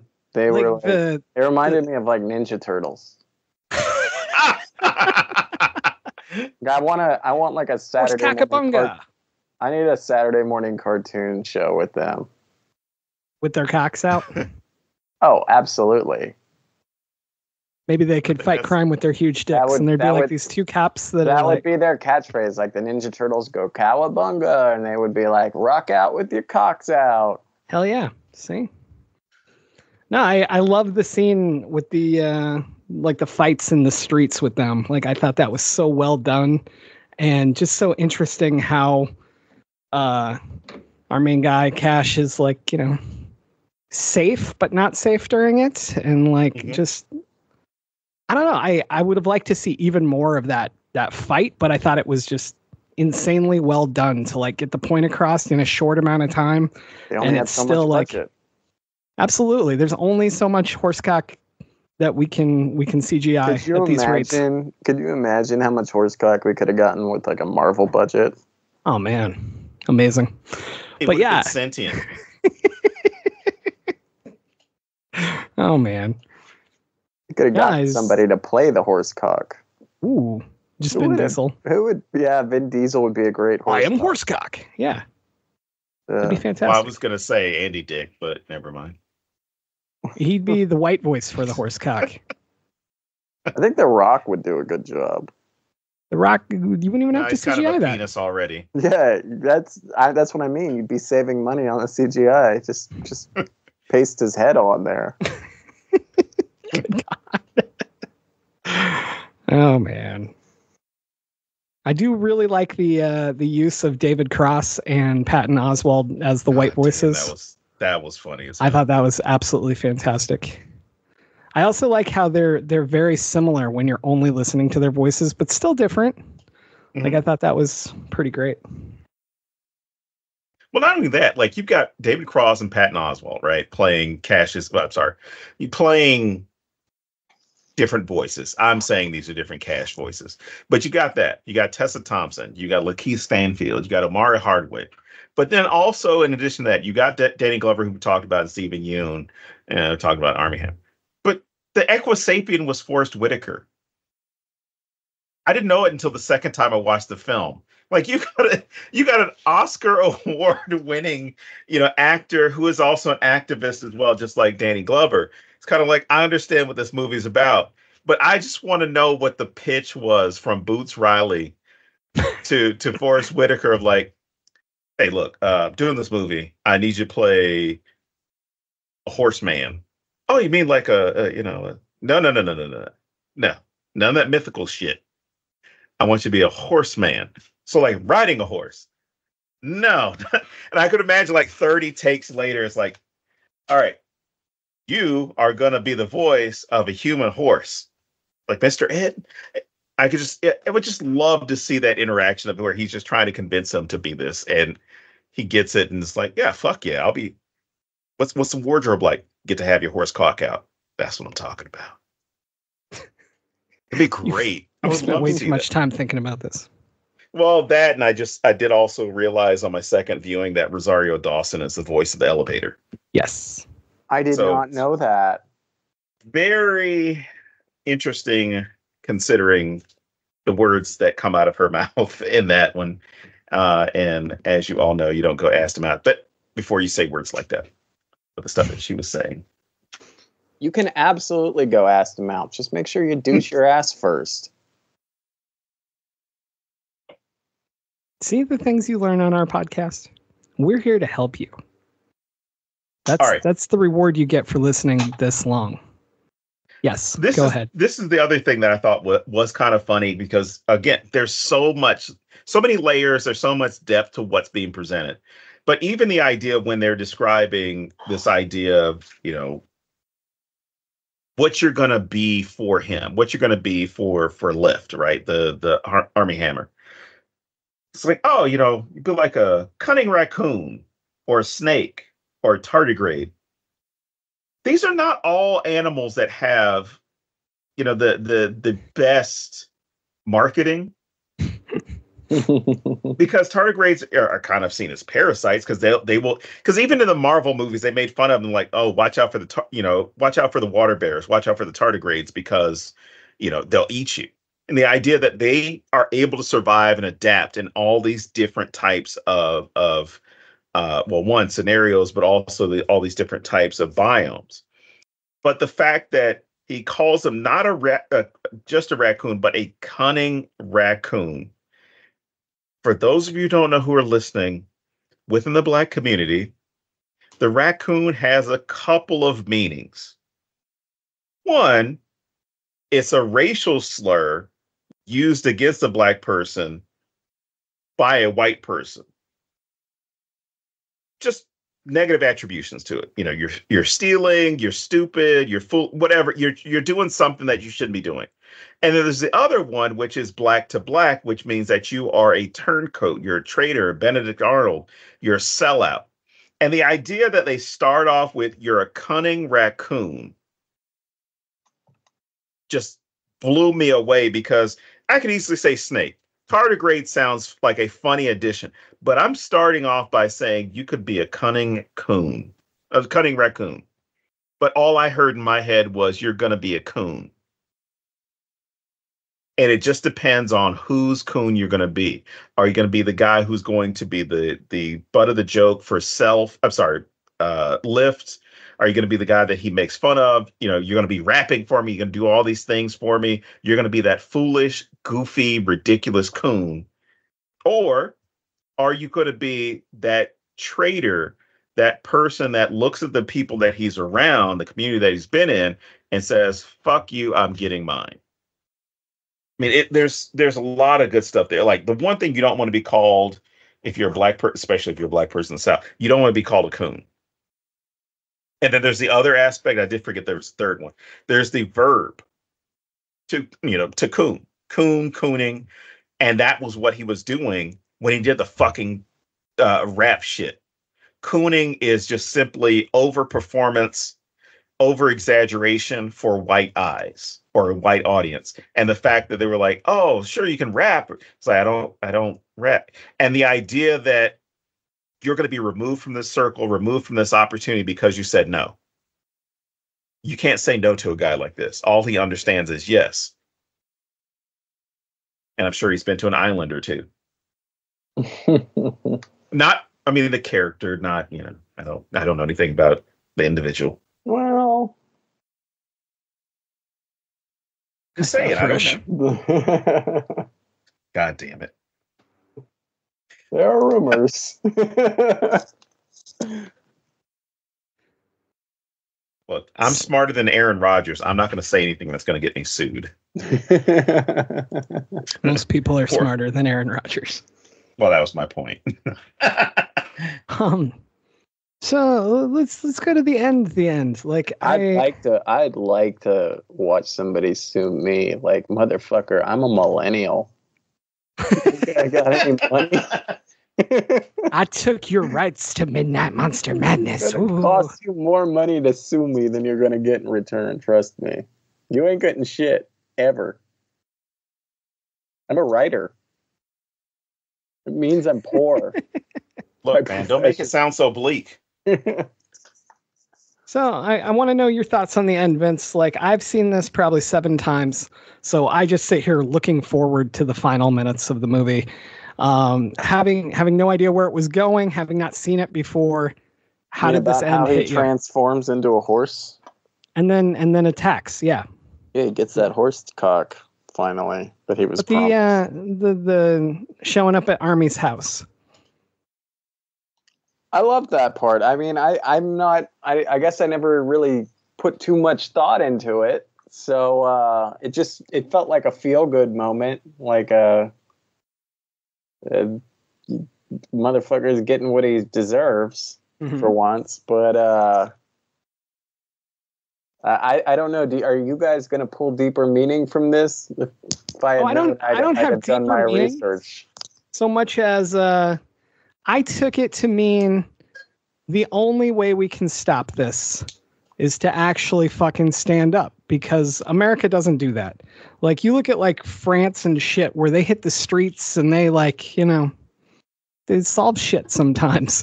Or they used to back when you could behead your political leaders. But like, it's too late for that though. But yeah, I see what you're saying. But even really, even places where they hit the streets still to protest, like, we don't do it on the level other countries do. Yeah, not even fucking close. Look, man, we're not playing a. You're thinking it's like a country by country issue. The fucking late stage capitalism is worldwide, man. These corps are international, so they're fucking people in other countries just as bad or harder than they're fucking us. But and ain't no amount of protesting is gonna stop that. Protesting, they don't give a shit, dude. I agree. They're gonna listen. They're gonna let us whine and throw our tantrums, and then in a year or 2 years, whenever we get bored, it'll go back to business as usual. The only way to break free of this late stage capitalism is to tear down the system completely. So in a way, if you think Armie Hammer's character, what was his name, Lift? Yeah. Was representative of the entire system of capitalism, then the ending of that film with the horse people coming in to whoop his ass and probably kill him, it seems like that's the statement, especially somebody like Boots Riley, who spouts the political opinions that he does. It sounds like that was what he was trying to make. Unfortunately, it's more I'm even more cynical, than that, in the sense that what would that do? You know, Yep. What would killing a CEO of some Fortune 500 company do? That was my actual question right there. Replaced. Yep. In the end, he'd just be replaced. You'd feel good for the day, and then they would just go right back to fucking you and making horse people. So the only way to really stop it is to actually, the only way to stop all of this exploitation is to really, it's to tear it down. Is to remove the entire system completely. To get rid of maybe even get rid of the concept of currency, the way that we look at it, you know? Vince, I love you. So it's a fucked world we're living in, man. Who's gonna do it? Who's gonna step up and do it? Who's gonna be the first? We'll see. And this is exactly where I was actually trying to go. I feel like it's a fun moment, and I hope he took like 8 horse cocks to the ass, and I hope that he died a terrible death. But at the end of the day, now what? And that was kind of my question: was, is this a feel good ending, or is it just revenge? You know, I don't know. I like it. I look forward to it. I love the moment, but I don't know that it does anything in the long term. No, and that's why the movie ends where it ends. Yeah, because it couldn't continue the story.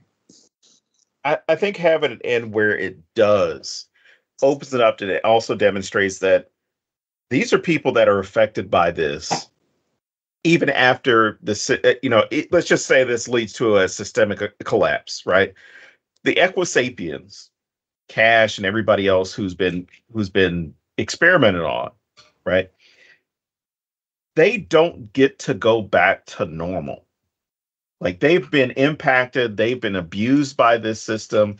There is no everything is going to be all right for them, because I doubt the serum exists. Right. You know, if you gave me $100 million and said, "Hey, you got to live as a horse human for the rest of your life," I'd be like, do I have hands? Like, that would be my only question is, do I have hands? And, how do I wear pants? Oh, I don't have to wear pants. Great. They're still going to be there. It's the same thing, same way as if whatever job you have, because the way we identify ourselves by our professions, and it'll be interesting to see if you could ever have a system in which, I take it back, it will be a good ending for them in the sense of attaining retribution, revenge, if this were something that led to systemic breakdowns. It would take 2 or 3 generations for that trauma from capitalism to be undone. Because the people who live through and suffer through capitalism and exploitative management and companies, things like that, they're not going to be able to remove themselves from what took place within that world. That next generation, they're going to hear about it. They're going to get the warnings about capitalism, about exploitation, about hoarding of wealth inequality, things like that. And then that third generation would probably be the generation that is, looks at, like my kid looks at 9/11, which is like, okay, a bad thing happened that day. Whereas my generation looks at it as some bad shit happened that day and it fucking changed the world. Whereas now you're living with somebody, you're dealing with somebody who's living in the world after that event took place. No memory of it. No experience within that previous world, so they can't recognize what a pre 9/11 world is. Whereas I would know what a pre 9/11 versus post 9/11, as opposed to somebody who is born during that time period, grows up, it still exists in their lifeline, but it wasn't something they ever experienced firsthand. Hopefully, right. To where you have that next generation where they have. It's me and the Pearl Harbor, the attack at Pearl Harbor. Like, people would tell me about it. You can't even make 9/11 jokes to them because they're so removed from it. It's not funny. Yeah, they can't even be like, "Oh, that's fucked up." But I will tell you this: I've seen, and it's weird to think about it being 20 something years from now, away from now. But it's funny to see how some shows are like, no, fuck it, we're gonna make a 9/11 joke. Like it's been a long time. Like people with time, I'm sorry, pain plus time equals comedy. So after a certain time, some things are gonna be made fun of. And you know what? We don't laugh, the terrorists win. Well, that's what I learned in 2001, in the fall of 2001. If you don't laugh, the terrorists win. If you buy drugs, the terrorists win. Oh man. Do you guys have anything to add to this? Who gave those terrorists guns? Don't ask that question. Why do those terrorists have M16s and M4s? You're gonna have to ask the wonderful people at defense contractors why those guns are the same serial numbers. Complex, hooray! No, you know, I act like I'm such a bleeding heart communist, but it's really the problem isn't necessarily the system. I say you gotta tear capitalism down, but that would just give us a nice hard reset, maybe a chance to breathe and figure out what the fuck is wrong. But it's so much deeper, man. It's just humanity. We have this weird inherent drive to exploit someone else, the other people, to use other people to gain an advantage, whether it's economically or through land or supplies, go throughout history, and resources people have fought over various different reasons. People have been exploited over various different reasons. And it didn't take capitalism to do that. Capitalism's just the latest tool, man. It's just in vogue. It's late stage capitalism. It's less checks and balances. Taking away power slowly from the people so they don't notice it happen. Just like you said from the film, you get used to it. Yeah, you get used to it. Yeah, I just wanted to put that out there. Like, I don't. Probably going to get some hate emails like, you bloody communist. And I'm not, man. There's been a lot of fucking communist countries that are full of this bullshit, too. It's people. People's the problem. So I don't know what it is. I don't know how we fix this. Maybe we should just get rid of all people. All the people. I say we do a hard reset for every billionaire. Take all their shit away and redistribute it. And then we start over. Except for Taylor, because she writes her own songs. Well, she could write some more fucking songs. It'd be a great breakup song. My money left me. Do you guys have anything left to add to this, or should we move to movie Rex? I got one question for both of you.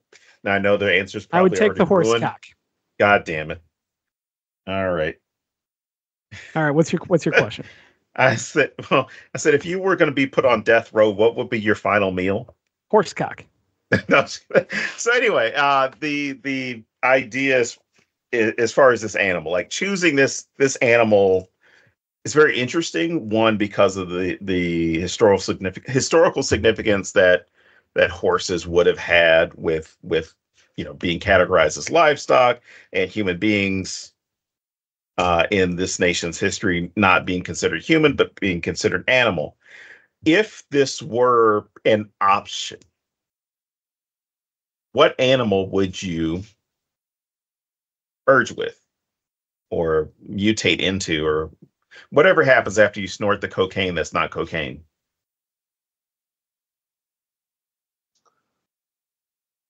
Oh man, put me on the spot here. Let me think about this. I would like to be a house cat. They just everything's given to them and they lay around all day and sleep. But do you have? But you're going to be a James cat then. Yeah, you'll be James Cicada. Yeah, sweet. You're a cat. No, maybe I could be a fly. They just live for a couple days and fuck and die. That sounds pretty awesome. I don't know, man. You ever see The Fly? Sure. I was thinking I could become a full fly. Plus, then my penis would be the same size instead of a horse cock. Jesus Christ. I wonder, somebody out there go back through this episode and tell me how many times I said horse cock. That would be amazing. Thanks. 37. You know what's funny about horse cocks? Right? Everything. This is going to be an answer when we play Cards Against Humanity next. What's funny about horse cocks is everybody always says that, like, horse cocks are so big, but like humans proportionally have much larger cocks than horses do. So I have to base my choice off of what animal has the biggest penis to body ratio. And I did quite a bit of research on this topic in the past. And I've seen your open tabs on your computer, yes. First I thought it was maybe blue whales. And no, actually, blue whales' penises are quite small compared to their bodies. Nowhere near as hung as the human penis. And what about gorillas? They're studs, right? They're massive. Nope, not even. It's a 1-incher. Yeah, not even close. So what I'd have to make sure I wasn't merging with an animal that would actually shrink my junk and grow my body. This is too serious of an answer for what I asked. Now, there is one animal that has a much larger penis to body ratio, and it is 8 times the size of their body, and that animal is the barnacle. So I would become a barnacle, and I would pull my dick out and wave it at James Cicada all day and say, "Look at how small your dick is." I'd be asleep. I wouldn't know.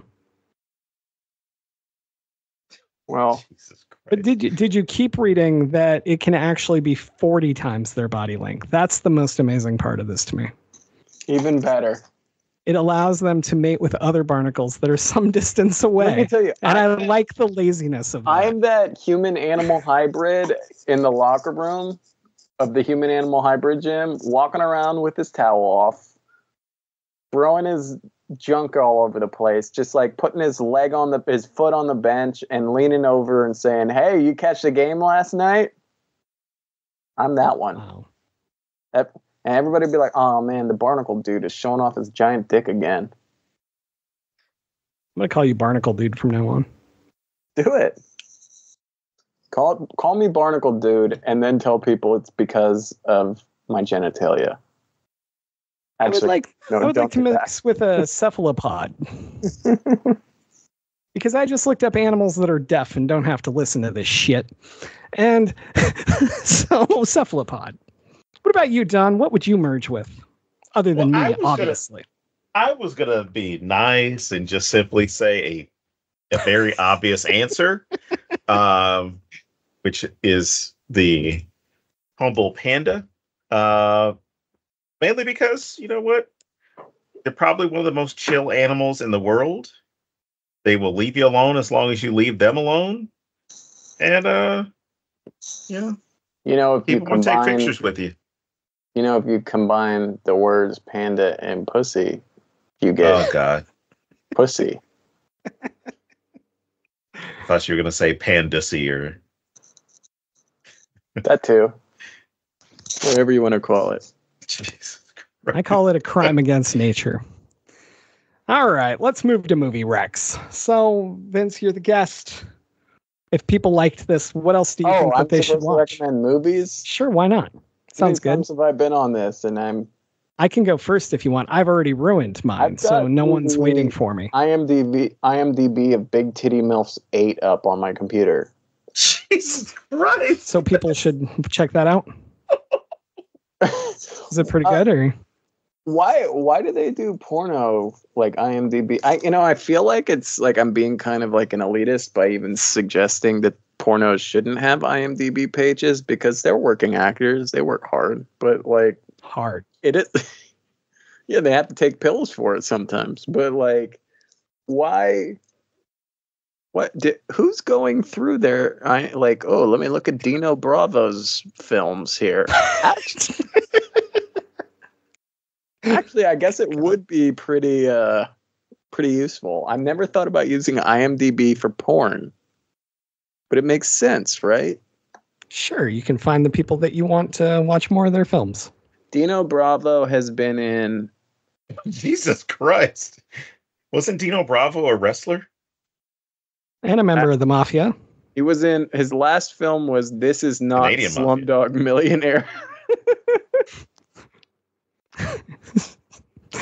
Good God.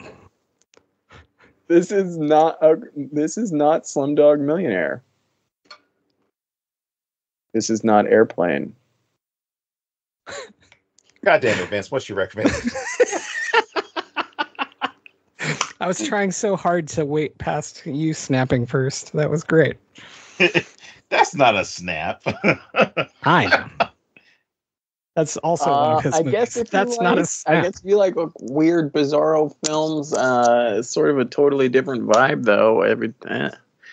I haven't watched a lot of weird, bizarro films, but I guess I would suggest maybe Swiss Army Man. Okay. It's pretty good, It's yeah. kind of surreal in that way, in the same way. Yeah, I was totally unprepared for the film Rex. I'll give us some more pornos when you get a shot. All right. There's also Attack of the Big Titty MILFs. Why are there 8 of them?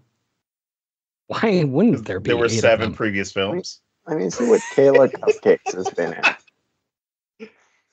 Freaks. While you do that, okay, all right. I'll move on to mine. So my double feature was ruined at the beginning of this. It's fresh because number 1, Army Hammer. Oh, I think Kayla Cupcakes is in that too. Doesn't Army Hammer sound like a porno name? Of course. Yeah, it probably is. 100%. But when he eats pussy, it's very different. So I also like how Fresh just suddenly completely changes into a different movie. And this does that in some ways as well. I think they'd be very interesting together. And I think that you'd somehow come away hating yourself for enjoying Army Hammer so much. All right, Don. All right, I'm going to start off 8 with movies because of Big Titty Goth Girls 8 or whatever he's watching over there. I'm just saying, this is a fucking game changer. If nobody's ever thought to use IMDb to look up porns, you're welcome. All right, so I'm going to go with 7. the Jordan Peele trilogy of Nope, Us, and Get Out.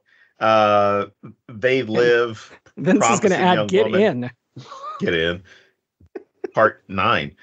Mandy Masterminds for the goofiness of some aspects of this film. I'm Gonna Get You, Sucker. Moonlight, Black Klansman, Ex Machina, obviously Frankenstein. We got to go with that one. You just throw that in anywhere you can. The Robert De Niro? I have to. The 90s? No. The original Universal monster Frankenstein. No, People should watch Moon. Not that one. Burn After Reading, Downsizing, Nightcrawler with Jake Gyllenhaal, the whole Purge series because of, Fight Club, White Chicks, White Men Can't Jump, White Man's Burden. Let's see, Squid Game, The Blackening, for several reasons related to this. Django Unchained, Cosmic Slop, where one of the episodes or one of the stories is talking about exploitation and race, and it's very well done. And I haven't watched it in a while, but I believe it probably aged well too. And then last but not least, the movie that I think everyone needs to watch, which is referenced in this movie with the artistic performance by Tessa Thompson, and that is Barry Gordy's The Last Dragon. Oh man, I love The Last Dragon. I love that film. They talk about The Last Dragon in this movie? Yeah, that's where her performance is from. It's from it's when What's Her Face is walking out on the main villain. Not Shonuff, but Eddie Arcadia or Eddie Arcane or something. But that's the whole thing, is like, oh shit. Yeah. And yes, I'm a good pair of tits.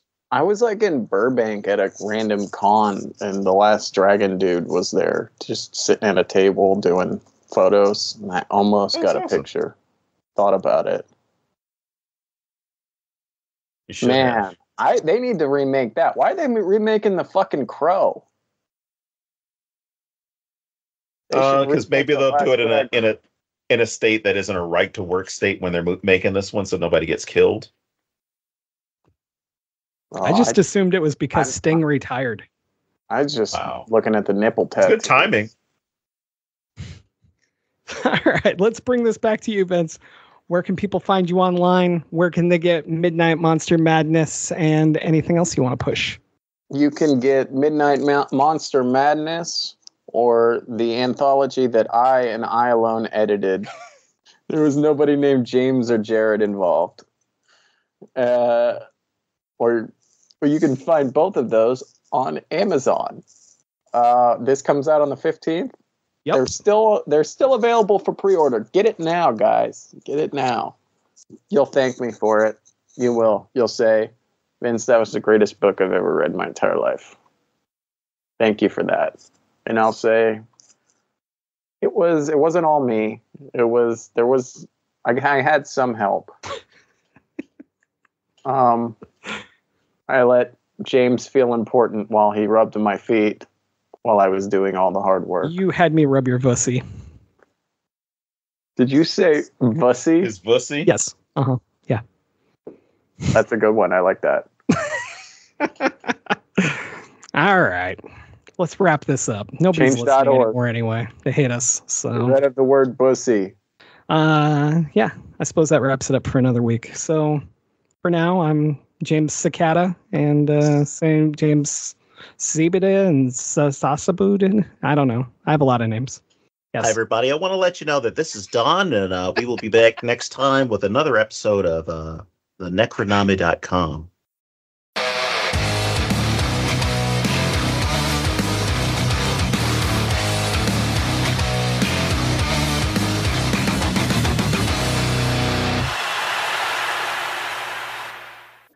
Yes. Hi. I would like to speak with a representative. Mm-hmm. Oh, yes, I do have some. Honey, hold on a second. Mm-hmm. Okay. Thank you. Well, hello. We're about to go play pickleball, and my wife was bringing the wrong shoes. Oh, man. Where the fuck did pickleball come from, man? That shit came out of nowhere. Should I keep recording this, or should I kill it? Pickleball has been around, but this shit is getting outrageous at this point. No, I'm glad you brought that up because I'm like, I never fucking knew this thing even existed. And then it was on the news, like, pickleball was invented in 1970, such and such at so-and-so's house. And I'm like, where did it come from? Dude, we gotta talk about pickleball. It's a problem. There's something going on, and I want to get to the bottom of it. Here's what happened. COVID happened. What about because COVID? There were people outside where you can't be. No, you had to be outside. You had to be outside, right? So what people were doing is those folks who had pickleball courts or had tennis courts where they would like play and they would upload to social media, and then people would order the fucking kits and they would go because you didn't need to be near anybody to play it. So you could play, with your own kid or your spouse or whatever. You guys can all play together in a bigger space, still be active, and not interact with other people. And coming out of COVID, like all these leagues started popping up, and James's favorite football player of all time bought into a pro league. And millennials are getting older. Our knees are achy, our backs hurt. So it's like we're trying to make it hip with the last ounce of cool we still have before Gen Z snatches it all from us. No, it's making sense. God, pickleball sucks. That's one of those things I can't wait for that to be a fad that's gone. But I said the same thing about craft breweries. All right, oh no, when you're talking about that's an issue where it's not even craft breweries. It's Anheuser-Busch and Molson and Heineken. And so I'm like, you guys took over this thing that was supposed to be like just weird hipsters were into. Yeah. You know? And then it got like more people were like, this is actually kind of cool. And then you went ahead and said, fuck it, we'll make our own and we'll trick people into thinking that these are fucking IPAs. Oh, man, it just keeps going. Telling you, man. They got pickleball too.